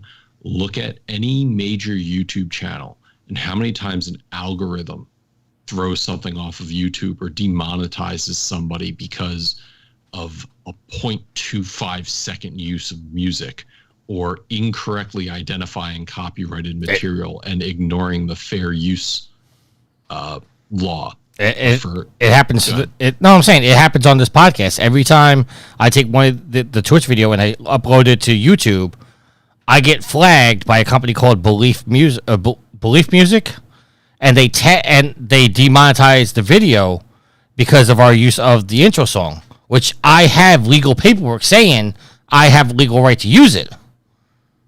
But yep. I've submitted that to YouTube and said I have permission from the band, from the recording studio, from the publisher to use this, and Belief Music keeps flagging us. So, yeah, I hear exactly what you're saying right now. Yeah, but what do you know, Tricky? You're not AI. Right. And that's what upsets me, is that for right now, they say, oh, no, it's only going to generate a report for a person to use. And then they're going to change their code of conduct to be something that the AI has the last and final decision. Anybody else? Nope. Sorry, there's no recourse. So it's be careful what we wish for. It's a good thing that we want to combat hate and discrimination. How we do it matters greatly. All right. That is going to bring us to the end of this topic, but just, I've been meaning to say this on the show. So if you do watch this video on Twitch or you watch it on YouTube and you don't hear the intro, or it's mostly the outro song, if you don't hear that, that's because I've had to mute that section of the show to get away from the copyright. So that's what's going on. All right, so this time we throw it over to our social. They're trying to ruin our freedom to rock and roll, baby. Well, listen, I could rant for a while on Belief Music if you do a little bit of research. This company, Belief Music, which nobody seems to know who the hell they are, they're claiming the rights of a lot of musicians. And then even when I reached out when they first, when this whole situation first happened, I reached out to the band and 12 Stone Records, and I asked them. I said, "What do you know this company? Could we stop this from happening?" And they said, "We have no idea who this company is." And I submitted that to YouTube, and it doesn't matter. Every week we get flagged for it. All right, so let's throw it over to our social media. Time to check my social media, yeah. All right, so we have one question for the week, and then we have V's community question. So we'll just ask this question because I think this is going to go through pretty quick. Jeremy wants to know, I know this is Trophy Horse, but are any of you playing Starfield? Matt, we'll start with you. Since you're the most likely. Not right now, but I will be. Alex, are you going to play Starfield? If I ever had access to it. I mean, Ashley's got a computer that maybe could run it. I'm not sure. I mean, if I had access to it, I would probably check it out. The cloud? Going to be available via the cloud. I'm just in Sony's cloud, so I'm a few steps back. You might not be in the cloud much longer. More on that at 11, kids. We keep alluding to it. I think everyone knows we're hitting that because it was like the news of the week. But yeah, I mean, I probably have access to it, but I'm just not gung-ho enough about it to seek it out. It seems like a game that would be a lot of fun. Am I ready for a game? Like, I'm embroiled in competitions right now, so am I ready for a game that's 100+ hours or some giant Bethesda juggernaut? Probably not. Probably not something I want to tackle right now. But I'm sure the people who are playing it are having a lot of fun. And if it was on PlayStation, I would play it. If I had a legitimate game computer that I played on all the time, I would play it. But I'm just like not, I don't know. I'm not using the channels that I have to seek it out. It's me. I don't know if that makes sense or that sounds dumb or it just sounds like I'm too lazy to do anything about it. But all right, and Yield? I've got enough to play on the PlayStation right now that I don't need necessarily to play Starfield. I'm fighting giant monsters, damn it. That's a lot of fun. Yield, you have any chance you playing Starfield? Well, I'd have to own the newest Xbox to do that, and since I don't, no.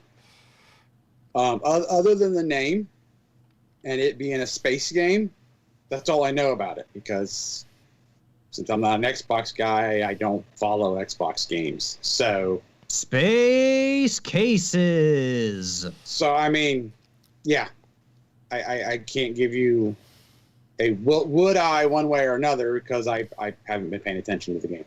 All right, so I'll ask this question just to Yield, because we kind of went back and forth because you called me out saying that I had an Xbox, which I don't. The only Xbox you did at one time. The only Xbox X that's ever been in this house I bought for Riley's coworker who bailed on me after I got it for her. I thought you still had one though, because you were owning both consoles to play games from both systems. Well, no, What I was going to, or was that the last Xbox and you didn't get a current Xbox? No, when Riley's coworker bailed on me, I thought about keeping that one. I'm not talking about that one. No. I'm saying what you're thinking of is when she bailed on me, I thought about keeping that one, but ultimately I sold it to somebody else. You had one in your house at one time hooked up. I had an Xbox One. Okay. That's what I'm saying. You had a last generation one. You didn't have this generation one. Yeah, the Xbox One broke, and then I never got another one. All right. And V put a community question out there. Obviously, we lost Jimmy Buffett. So she asked, what is your favorite Jimmy Buffett song? Some comments from the chat, or from the Facebook group. Robert Workman says, a pirate looks at 40. Harold says, Volcano. Joseph Priestley says, I'm 39. I don't listen to Jimmy. His music is for senior citizens. And V says, I got to go with the classic Margaritaville. Other than Margaritaville, the only Jimmy Buffett song I know is Cheeseburger in Paradise.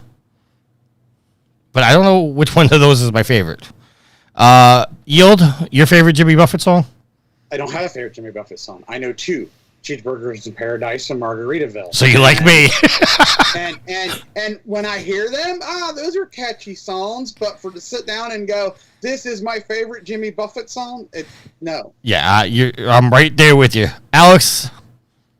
I'm like Yield. I don't have a favorite Jimmy Buffett song. I can recognize some of his music, but I would never listen to it or play it. I don't mean to be insulting. I don't mean to dog on Jimmy Buffett as he's passed, but it's just not your thing. Yeah. It's not my thing. It's not my flavor of ice cream. That's where I am. It's just not my thing. All right, so far we're 3 for 3. Can we go 4 for 4? Matt?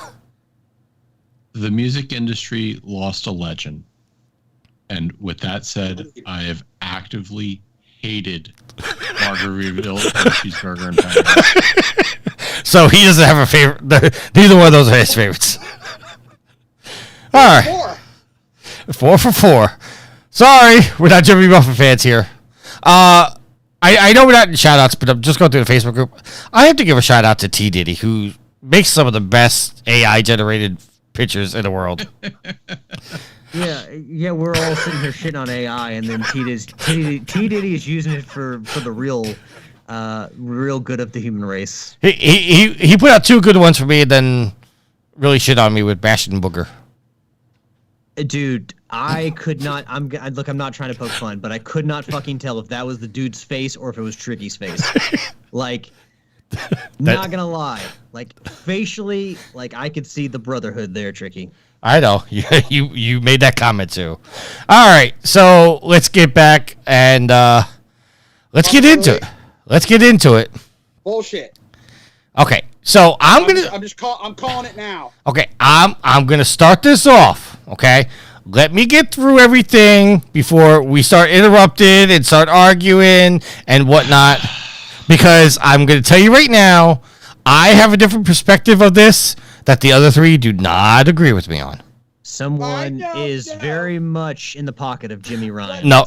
Okay, so let's be totally clear. You and I have talked about this. Yes, and I've cleared my point with you, and you understand, but you don't agree. Oh yeah. I have now understood the side of the fence that you were standing on. I told you have a limb to stand on, but you are the only one standing on it because no one's going to agree with you. Okay, although you are right from that perspective, no one will agree with you. But go ahead, explain it. Okay, so.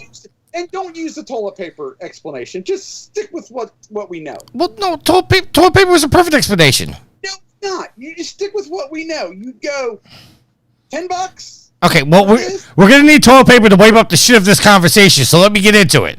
All right, go. That was a good segue, right? That was a good segue. Sony raises the price of PlayStation Plus 12-month subscriptions across all tiers. This is coming from IGN, written by Wesley Yinpool.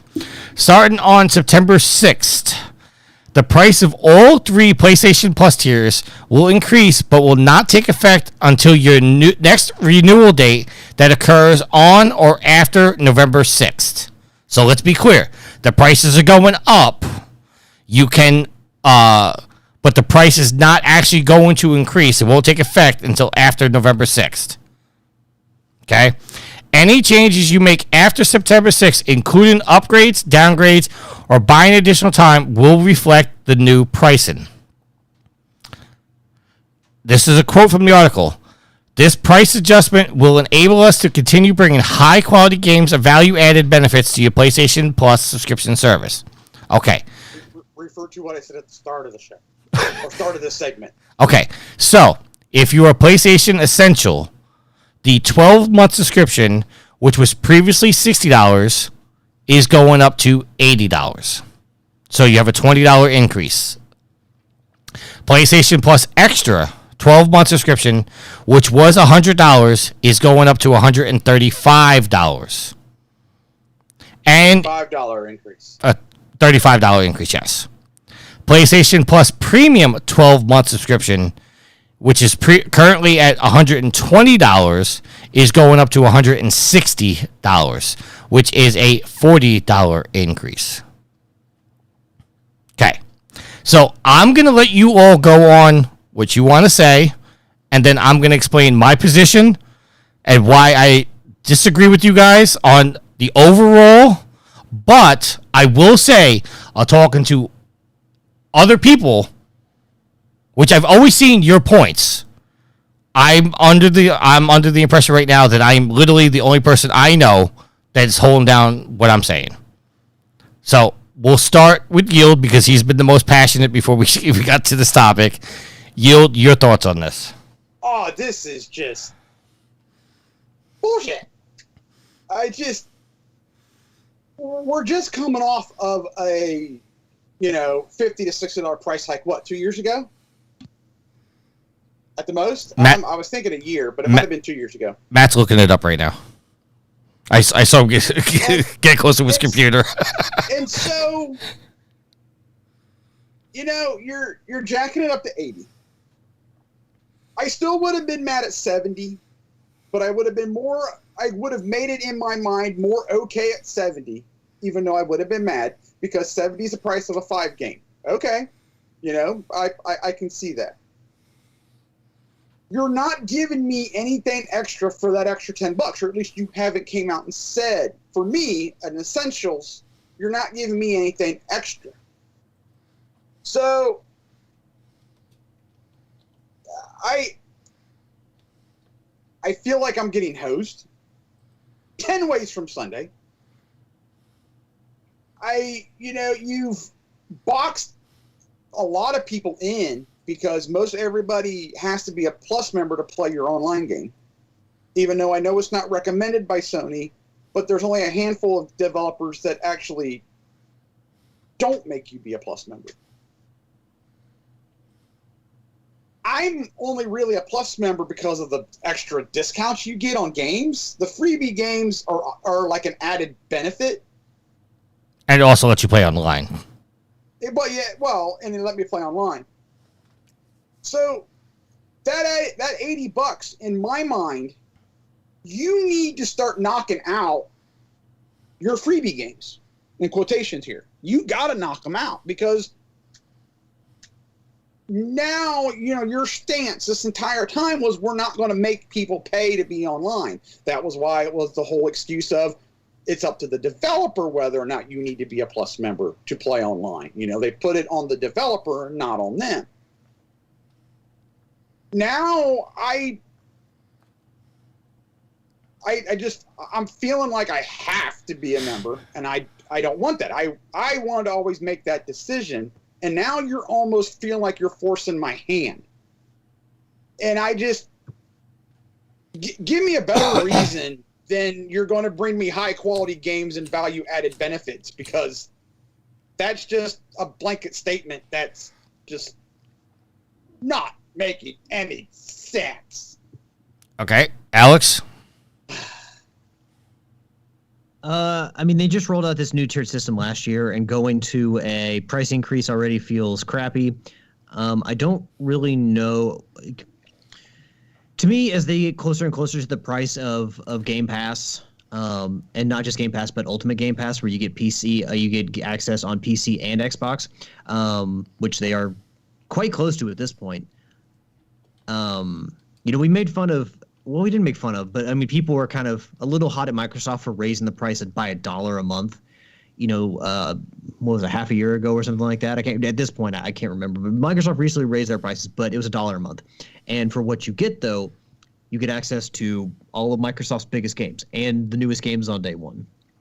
As Sony gets closer to that price, they can no longer make the argument that they cannot put their newest games on the service. If you're charging the same thing as Game Pass, but Game Pass or near it, and Game Pass is giving you all of Microsoft's best games day one, Sony can't say, we can't put Horizon on there. We can't put Horizon 3. We can't put Spider-Man 3. We can't put Wolverine. Well, why can't you? You're charging the same damn thing.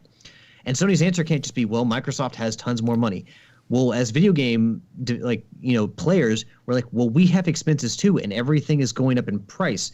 Grocery bills are, incredibly high. And you sit here and expect us to take that as your answer when, let's be real, Horizon Forbidden West funded itself. That game was profitable based on its own sales.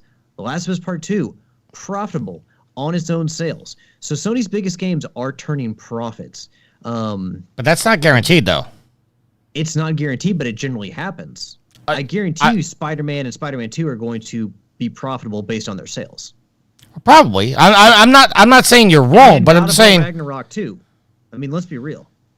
I'm not disagreeing with you. I'm just saying your point being is that they funded themselves. Yes, but that's not guaranteed every time. Not guaranteed every time, but it is the case for its biggest games. So what are you putting on the service that you need? Like, their addition of the PS1 and PS2 games doesn't happen frequently enough for them to raise the prices. As people have pointed out, there's not trophy support for all of the PS1 and PS2 games.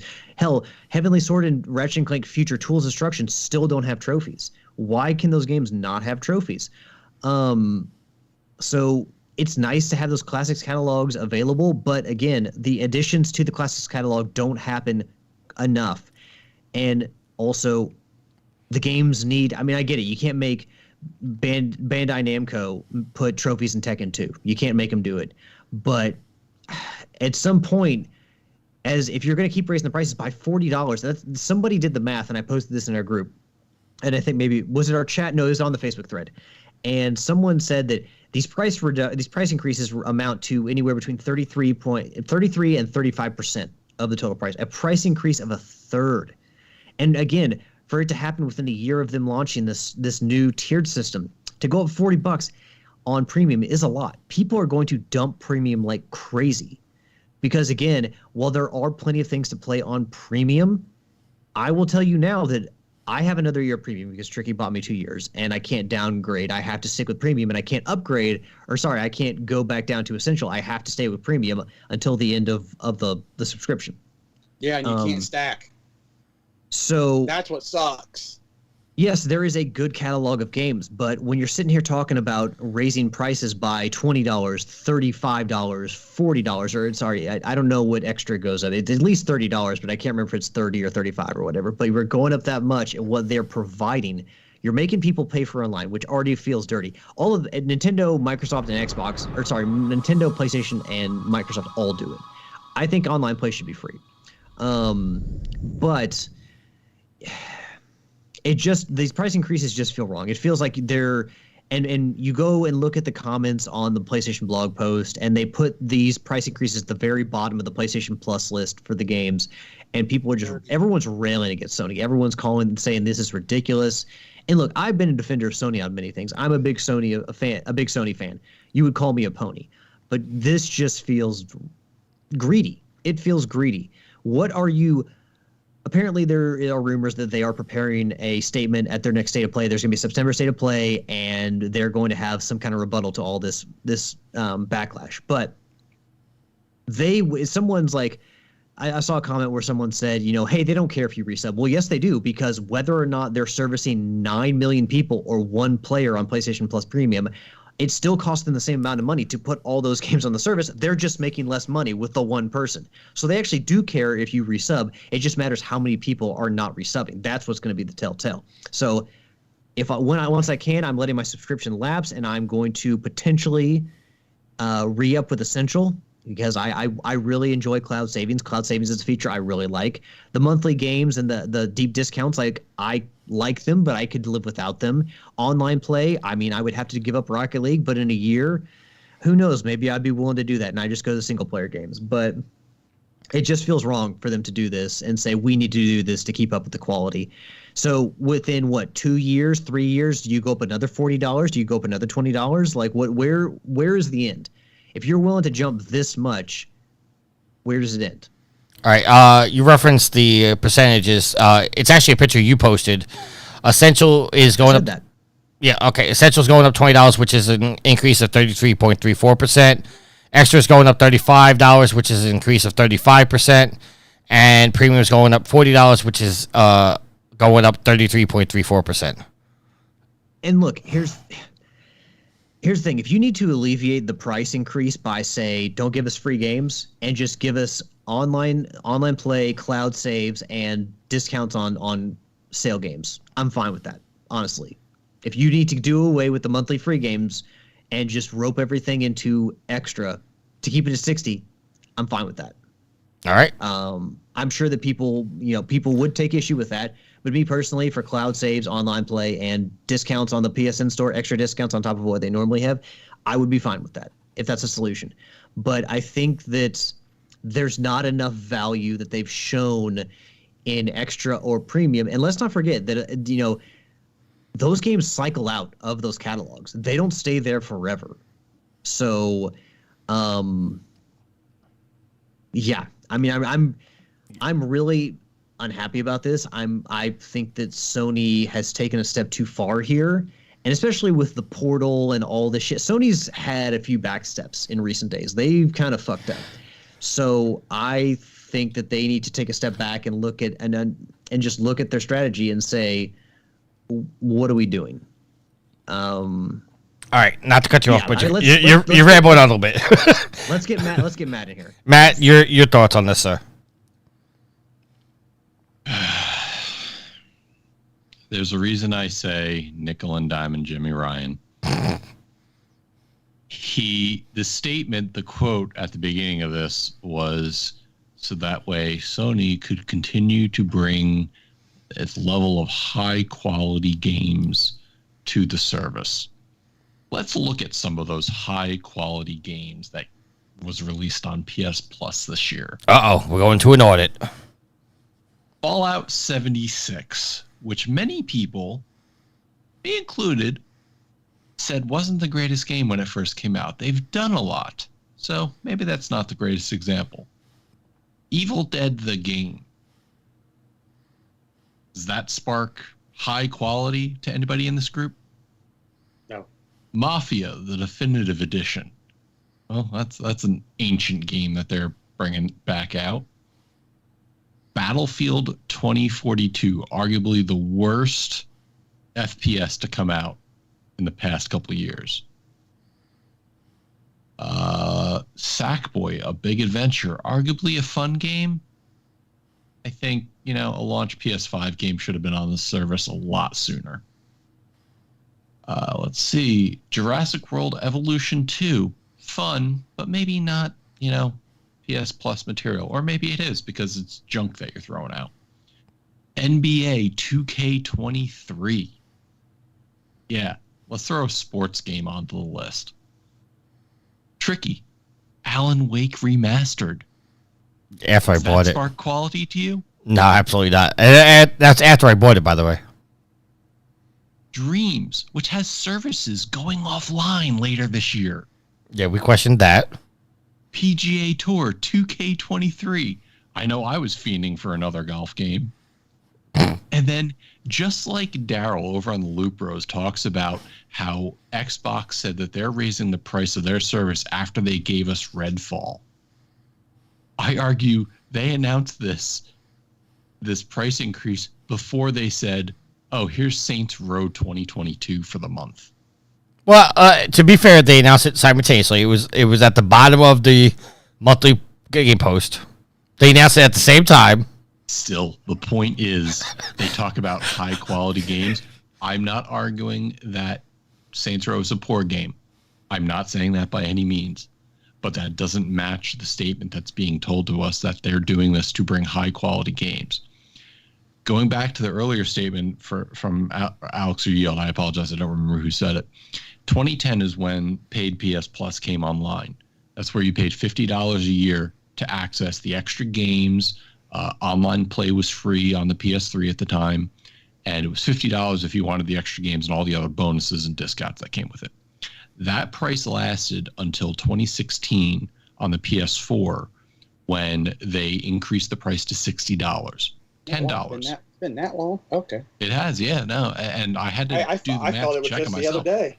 It seems like that, really. Years are blending, and that's what's scary. Yeah. So I'm actually not opposed to the price increase of the Essentials level. I'm opposed to it being $20 because their statement about bringing us high quality games does not match with what we've gotten. And to Alex's point, the price increase of their tiers a year after, I forget when exactly the 3-tier system came out, but barely a year goes by and they're increasing the price as much as they are. That speaks to me that they either priced it poorly to begin with, either by mistake, which tells me ineptitude, or on purpose to get market share away from Xbox, which to me failed because Xbox still was the better deal because Jimmy Ryan's out there saying, well, we're not going to, we're definitely not bringing first party day and date to PlayStation Premium. That would devalue our games. Well, you're devaluing your service by charging up to 35% more for the service that you desperately so need, because you were losing that portion of the audience because of what Xbox was doing. Or can I throw out a third option? Go ahead.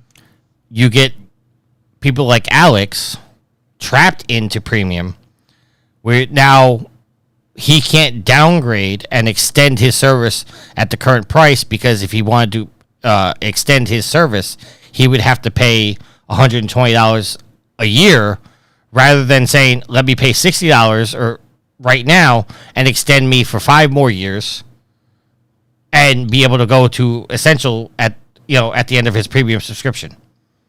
So all's that to say that I think this was I'm not a financial analyst, so I don't know what makes financial sense to them. As a consumer, I know my singular vote isn't going to mean much. And maybe there's going to be hundreds of us or thousands of us who cancel our subscription, because the other day... We're an army. Money. I turned off my auto renewal, and I will only re-up on if I find a deal or during Black Friday or the holidays to get, it used to be a $30 for the year. Now it'll be $40. I don't even know if I'm going to buy in at that. But the games I've been getting, I haven't been playing. I haven't been doing online. The one time I went to do online with Redbeard Rick the other day, him and I couldn't connect via Tony Hawk Pro Skater. So what the hell am I paying for? All's that to say, PlayStation is not the only one on the chopping block here. These streaming services, these pay for services are all starting to cannibalize and become a little too much for themselves. I've already turned off my auto renewal on PS Plus. I'm heavily considering turning off my Game Pass Ultimate, because I'm not playing all the games that are on there. I'd rather just go buy Starfield and play it on my Steam Deck whenever I want.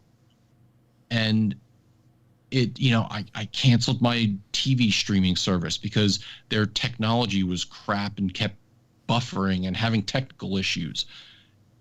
These internet-only based systems are starting to collapse on themselves. And the companies are just looking at us like walking wallets. And I'm starting to grow tired of it. And, I know it's only $80 for the year.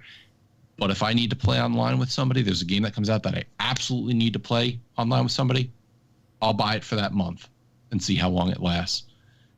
That's my argument. Tricky, I defer to you to your counter.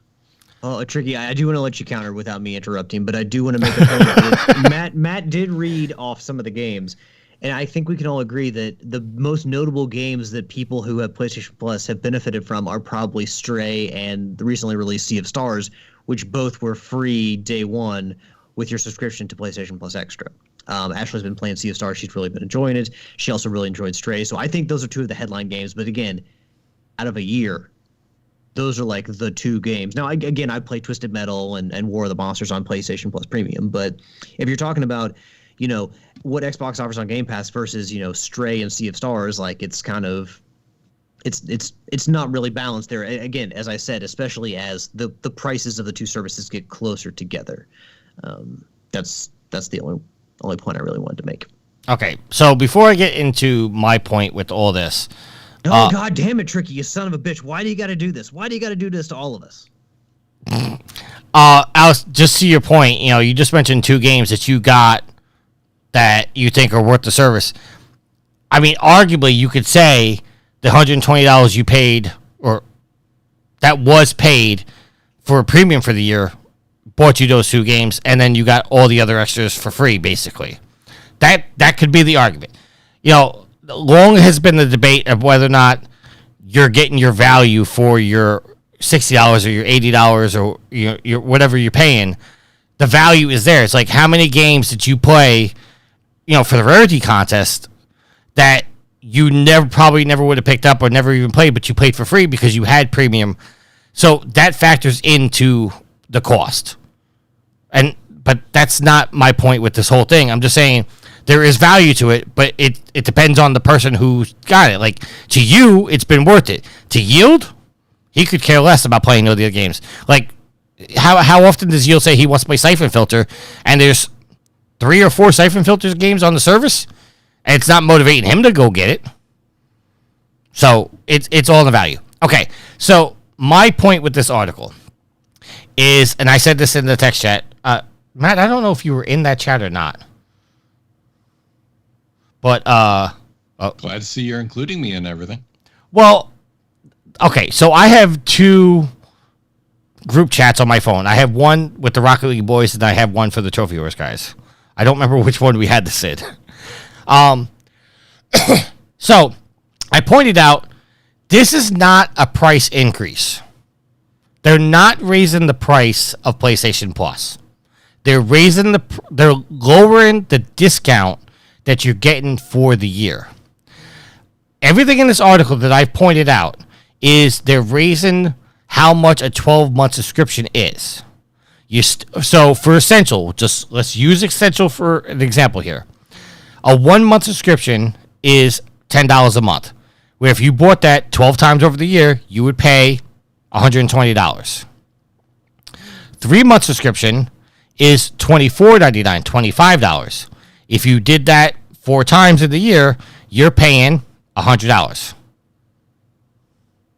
Right? Yes. And if you're currently right now, you're paying $60 for the 12-month subscription. It's going up to $80. So my point being is, they're not raising the price of extra. They're raising they're lowering the discount that you're getting for the 12-month subscription. And Yield, I know you told me not to use it, but this is the example I used with Yield. If I was a grocery store and I was selling toilet paper, and I'm selling toilet paper for $1 a roll, but I tell you as a consumer that if you buy 12 rolls, I'll sell it to you for $9. You're essentially saving $3 by buying 12 rolls. But the next time you come in, I say that 12-roll bundle is now $10. I didn't raise the price of the toilet paper. I just reduced the discount that you're getting by buying it in bulk. And that's what everybody's losing. Ashley's in the chat saying, bro is using toilet paper math. But I get the outrage, and I understand your points exactly, because people are buying the 12-month subscription to save money. But they're not raising the price of Plus. They're just lowering how much of a discount you get by buying it in bulk. Now, Can I? Oh, hold on a second. I know you guys don't agree with me, but that's the way I'm looking at it. Is everybody's losing their minds because they say, oh, they're raising the price, but they're not really raising the price. They're just lowering how much of a discount you get by buying in bulk. Matt, the floor is yours. What you've just said is one of the most insanely idiotic things. I knew you were going Billy Madison with this. At no point in your rambling, incoherent response were you ever even close to anything that could be considered a rational thought. Everyone in this room is now dumber for having listened to it. I award you no points, and may God have mercy on your soul. No, in all seriousness, I see what you're saying. You're right. I still wholeheartedly disagree with you, because it doesn't matter that they're reducing the discount. It matters that they're still increasing the price you're paying. Listen, and to be clear, I'm not defending Sony here. I'm not saying that what they're doing is right. I'm not saying that at all. What I'm simply saying is people are losing their minds going, they're charging us more. But in reality, they're not charging you more. They're just reducing how much you pay. Exactly charging us more. They are exactly charging us more.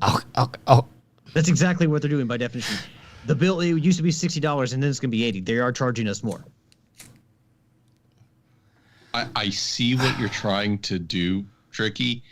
That is the exact spin that Sony wants people to hear. I understand that as well. We're not taking more from you. We're just asking more from you.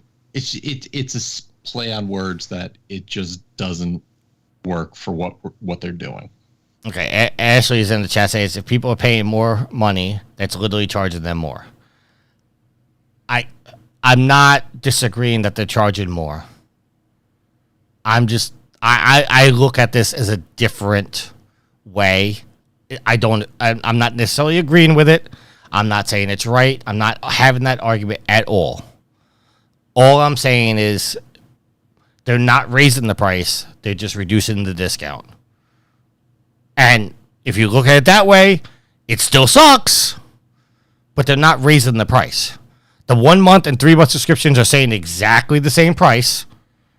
They're just... now. Say again? For now. Well, that could also be true.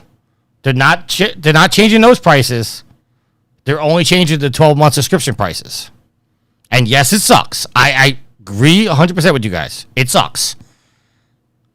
And this does, and to be fair, this doesn't affect me at all because I have PlayStation Plus until 2037. So this doesn't affect me at all. But I get it. I don't know if this is true or not, but Saber just said CM Punk showed up at WWE and threw the AW Championship in the trash. I think Saber was joking about that, but I sent you a picture, Tricky, where reportedly he is in Pittsburgh. From PW Insider reported that he is in Pittsburgh, which is where Sabers. Which is where Sabers the WWE Will. pay-per-view is taking place. Yes. Payback is taking place. Okay, so, but getting back on topic, like I said, the way that you look at it is has a very company PR spin feel to it. I get that as well. I understand that as well. So you can say that they're not increasing the price; they are reducing the discount we get for buying in bulk. But again, the price has been the same since what, Matt? 2016. Yep. They are raising the price. That's exactly what they are doing. They have higher prices for the lower tiers, for the monthly tiers or whatever, because they don't want people just subscribing for a month and deucing out.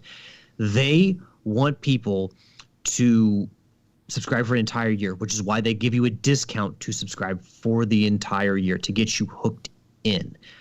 But regardless of whether that discount or regardless of whether you are still saving money as opposed to buying it for 1 month or 3 months or whatever, they're still raising the price on everybody. That's at the very base definition what they are doing. You are a consumer, you are a PlayStation Plus user, you are now expected to pay more. That is a price increase. Because these prices, again, especially for the Essentials tier, have been set for so long.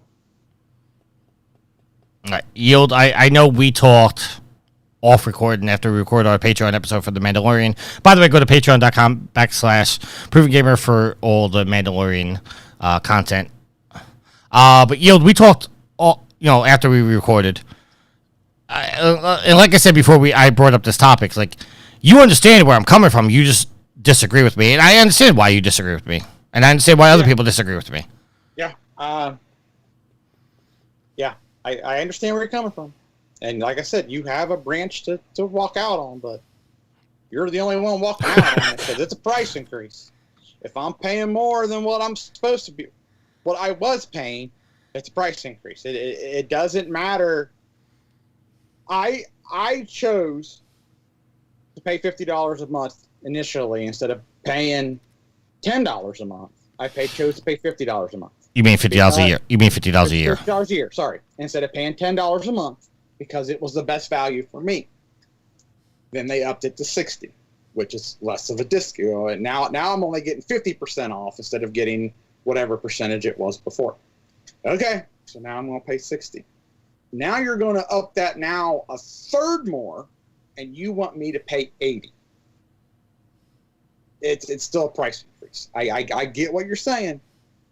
But you want to join the winning team and stand on the side of everybody else, or you're going to get ran over.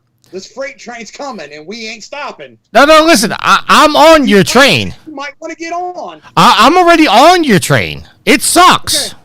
That's good. I'm just pointing out, and like I said in the text chat, this is semantics. As your friend, you're on this train with us. As your friend, I would keep that opinion to yourself because you'll get thrown off the train if you start speaking stupid. Are you saying you're going to throw Mom off the train? I'm going to say that I will know you. If you start spouting that, I'll be like, I don't know who this guy is. We need to get him off the train. Saber in chat, you say inflation. The problem with that, and why I disagree with that, is inflation will drive prices up and down as the market increases. You see inflation and deflation in the price of eggs, milk, things like that. I guarantee you we are never seeing a price drop on this service again. They are not going to, in Tricky's words, increase the discount for the yearly price Okay. that we pay naturally. Okay, so let me ask you three this question, and I'm asking this just as a topic conversation starter. You've all upset with the $20 increase over the 12-month subscription. Understandable. What does Sony need to add to the service to justify the $20 increase to you personally? Yield, I'll go to you first. I've been so ticked off about the price increase that I haven't really sat down and given it much thought. I don't know. For one, you better give me top tier games, or you better give me high quality games that you're saying, and you better give me value added benefits. Now, what that is, I don't know. For me, I would say bigger discounts on games than what you're giving me. But truthfully, I don't know. I haven't been able to sit down, and I'm still seeing red from price increase. There's not much you can do on the Essentials tier if you're going to raise that price that much. I think once it starts getting to $100, it seems to be to me where I would have to question, okay, $100 a year, what am I really getting out of the service? Am I really like cloud saving that much? The answer is clear for premium tier. You give us day one, Spider-Man 2, Wolverine, your biggest games. I think to justify the price, that's what you have to do at the premium tier. Sony's never going to be okay with that, but I think at this point, again, you're getting close to your competitors' prices for what they give you. You need to. That's what you got to give them. That's just point blank. As far as the extras, I don't know. Like, maybe if they have to raise the prices so much, maybe they just say, "Hey, we're doing away with extra. We'll do premium and we'll do essential. And on premium, you get. It's still going to be this much, but you get day one Spider-Man 2, all these big Sony games, plus the back catalog of PS1, PS2 games, and the catalog of PS4 games. And Essential stays as is. That to me is a way to get rid of a tier and give people the day one releases. That is what I think. All right, Ashley in the chat says, also the humans performing the labor behind the game development is absolutely not seeing that profit. It's straight to the Scrooge McDuck money vault. Okay. Nice reference. I get what you're saying there, but let's be clear about this. As far as I understand the way PlayStation Plus works is Sony pays the development studio a price to put their game on the service, and then Sony takes they pay it once, and then Sony makes the profit off of what they sell it as. We've speculated many times that, like, how much could they be paying these developers to put their game on the service? Because, I personally don't see how Sony's making the money back, but obviously Sony's got, they're doing business, they're making their money. They increasing it by 20, 35, and $40. But to your point, Ashley, no, the game developers aren't seeing it, but the game developers are also getting a lump sum payment to put their game on the service first. Matt, I asked a question to you. What does Sony need to do to justify the $20 increase to you? It's actually quite simple, and I will speak simply to the essential tier. This has been a yearly fee for us to A, play online, and B, rent the games that they're putting out. if they came around and with the current lineup of the games, they don't need to give me day one games, especially. Yeah, that's a whole separate thing for premium tier and the mid tier. If on the essential level, they said you no longer need to maintain essential, that if you lapse on essential, you get to keep these games, that would be enough for me. Because that's a good point. I can see the games that are coming out for the month. I can go, maybe I want to re-up this month to get access to those games. Just like Humble Bundle does. You pay $12, $15 for the month. You get these games. They're now yours. You redeem the key on Steam, they're yours. But I could choose to skip a month if I don't like it. I could choose to buy in early if I like the games that they're announcing. So if they turned around and said, at the essential level, we know we're charging $20 more.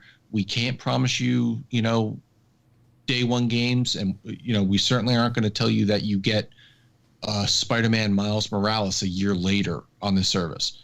But if they kept releasing the same types of games that they do on the service and said, you don't need to maintain, you can keep it, it doesn't matter. That yearly subscription, that monthly subscription, you buy that game, it's now in your library forever. Doesn't matter if you stay with us for the month or not, because after all, they're still only giving you a month to claim those games. If I choose not to re-up the month after and I lost the ability to claim those games, no sweat off my back, no sweat off their back. So yeah, that would be the very simple, somewhat easy answer to be like, okay, I'll pay that extra $20 a year. You let me keep the games that I'm looking at. I'll buy the year, because that's a gamble on my part to say, I don't know what games are coming out over the next year. Okay. All right, let's wrap up the show. Let's do our shout outs. Yield, we'll start with you, sir. Give a shout out to the Red Dead 2 posse of D-Pool, Paradire, Scum, Nitro, and the Brain 76. I was really hoping you say Harry Balls on you. I love that name. No. He has not been playing Red Dead with us. I just like that name. Yeah, it did. Well, when that name was first, actually, that was actually a comment that was made while playing Hot Shots on the PlayStation 2. And when the 3 came out, and you could create your own online name, the guys, me was the front runner of it, but everybody agreed. We're like, dude, that's your online name. How did that name never get flagged, by the way? I don't know, but it's awesome. All right, I'm sorry. And I'm derailing you. And shout out to Tricky, Alex, and Matt for recording tonight. Shout out to everybody who was hanging out in the Twitch chat. If you were, shout out to all the pimps and the madams of the whoredom for downloading, listening, hanging out with us. Shout out to Gareth for the rarity contest. Shout out to Levi. There was a Levi spotting on the Facebook group this week. He came out to find out Saints Row was good. So I'm super stoked to see Levi spotting. So shout out to him. I think that's it.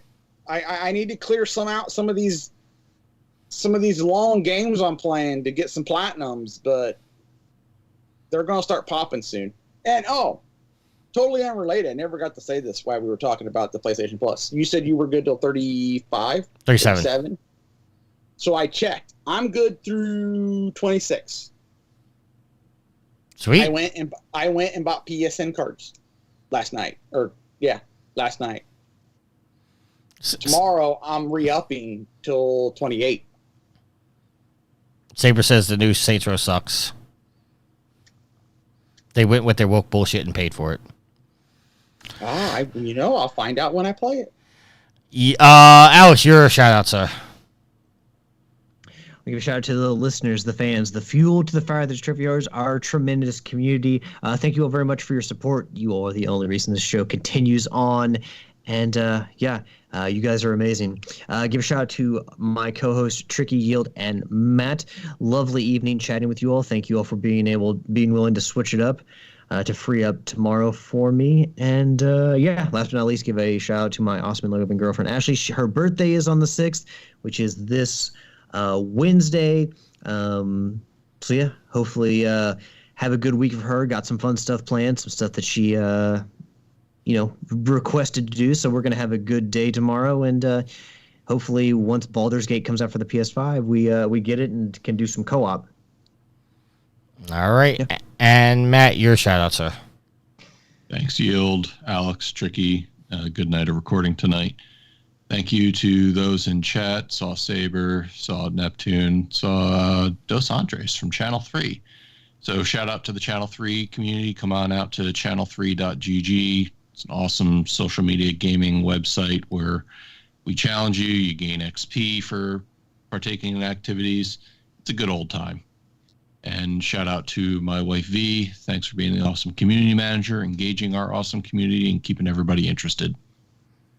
And I want to give a shout out to everybody who listens, everybody in the Twitch chat. Saber, who else was in here? V was in here. Ashley's in here trolling me. I'm just joking. Happy birthday, Ashley. All the good people have birthdays in September, just so you know. And yeah. But all the cool people have birthdays in December. I just said saying. No, I said all the cool birthdays are in September. Okay, well, all the awesome birthdays are in December. There, I one up you. All the fantastic birthdays are in September. Alex has got a better word that he'll top that. Because he's educated that way.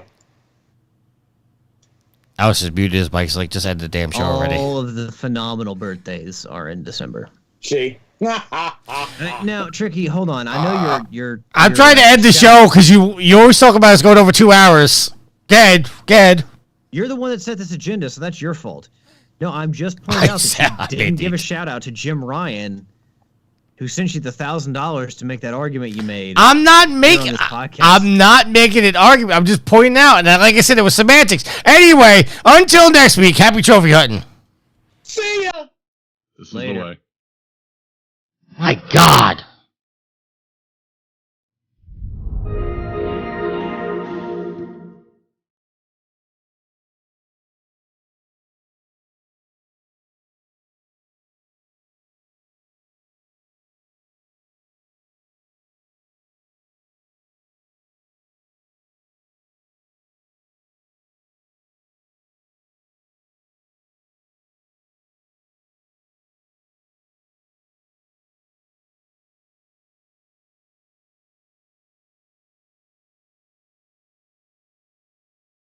The theme song is Venus by the band Even off their album Zenith. Permission granted by the band and 12 Stone Records. You can find them on Facebook by going to www.facebook.com/evenphilippines.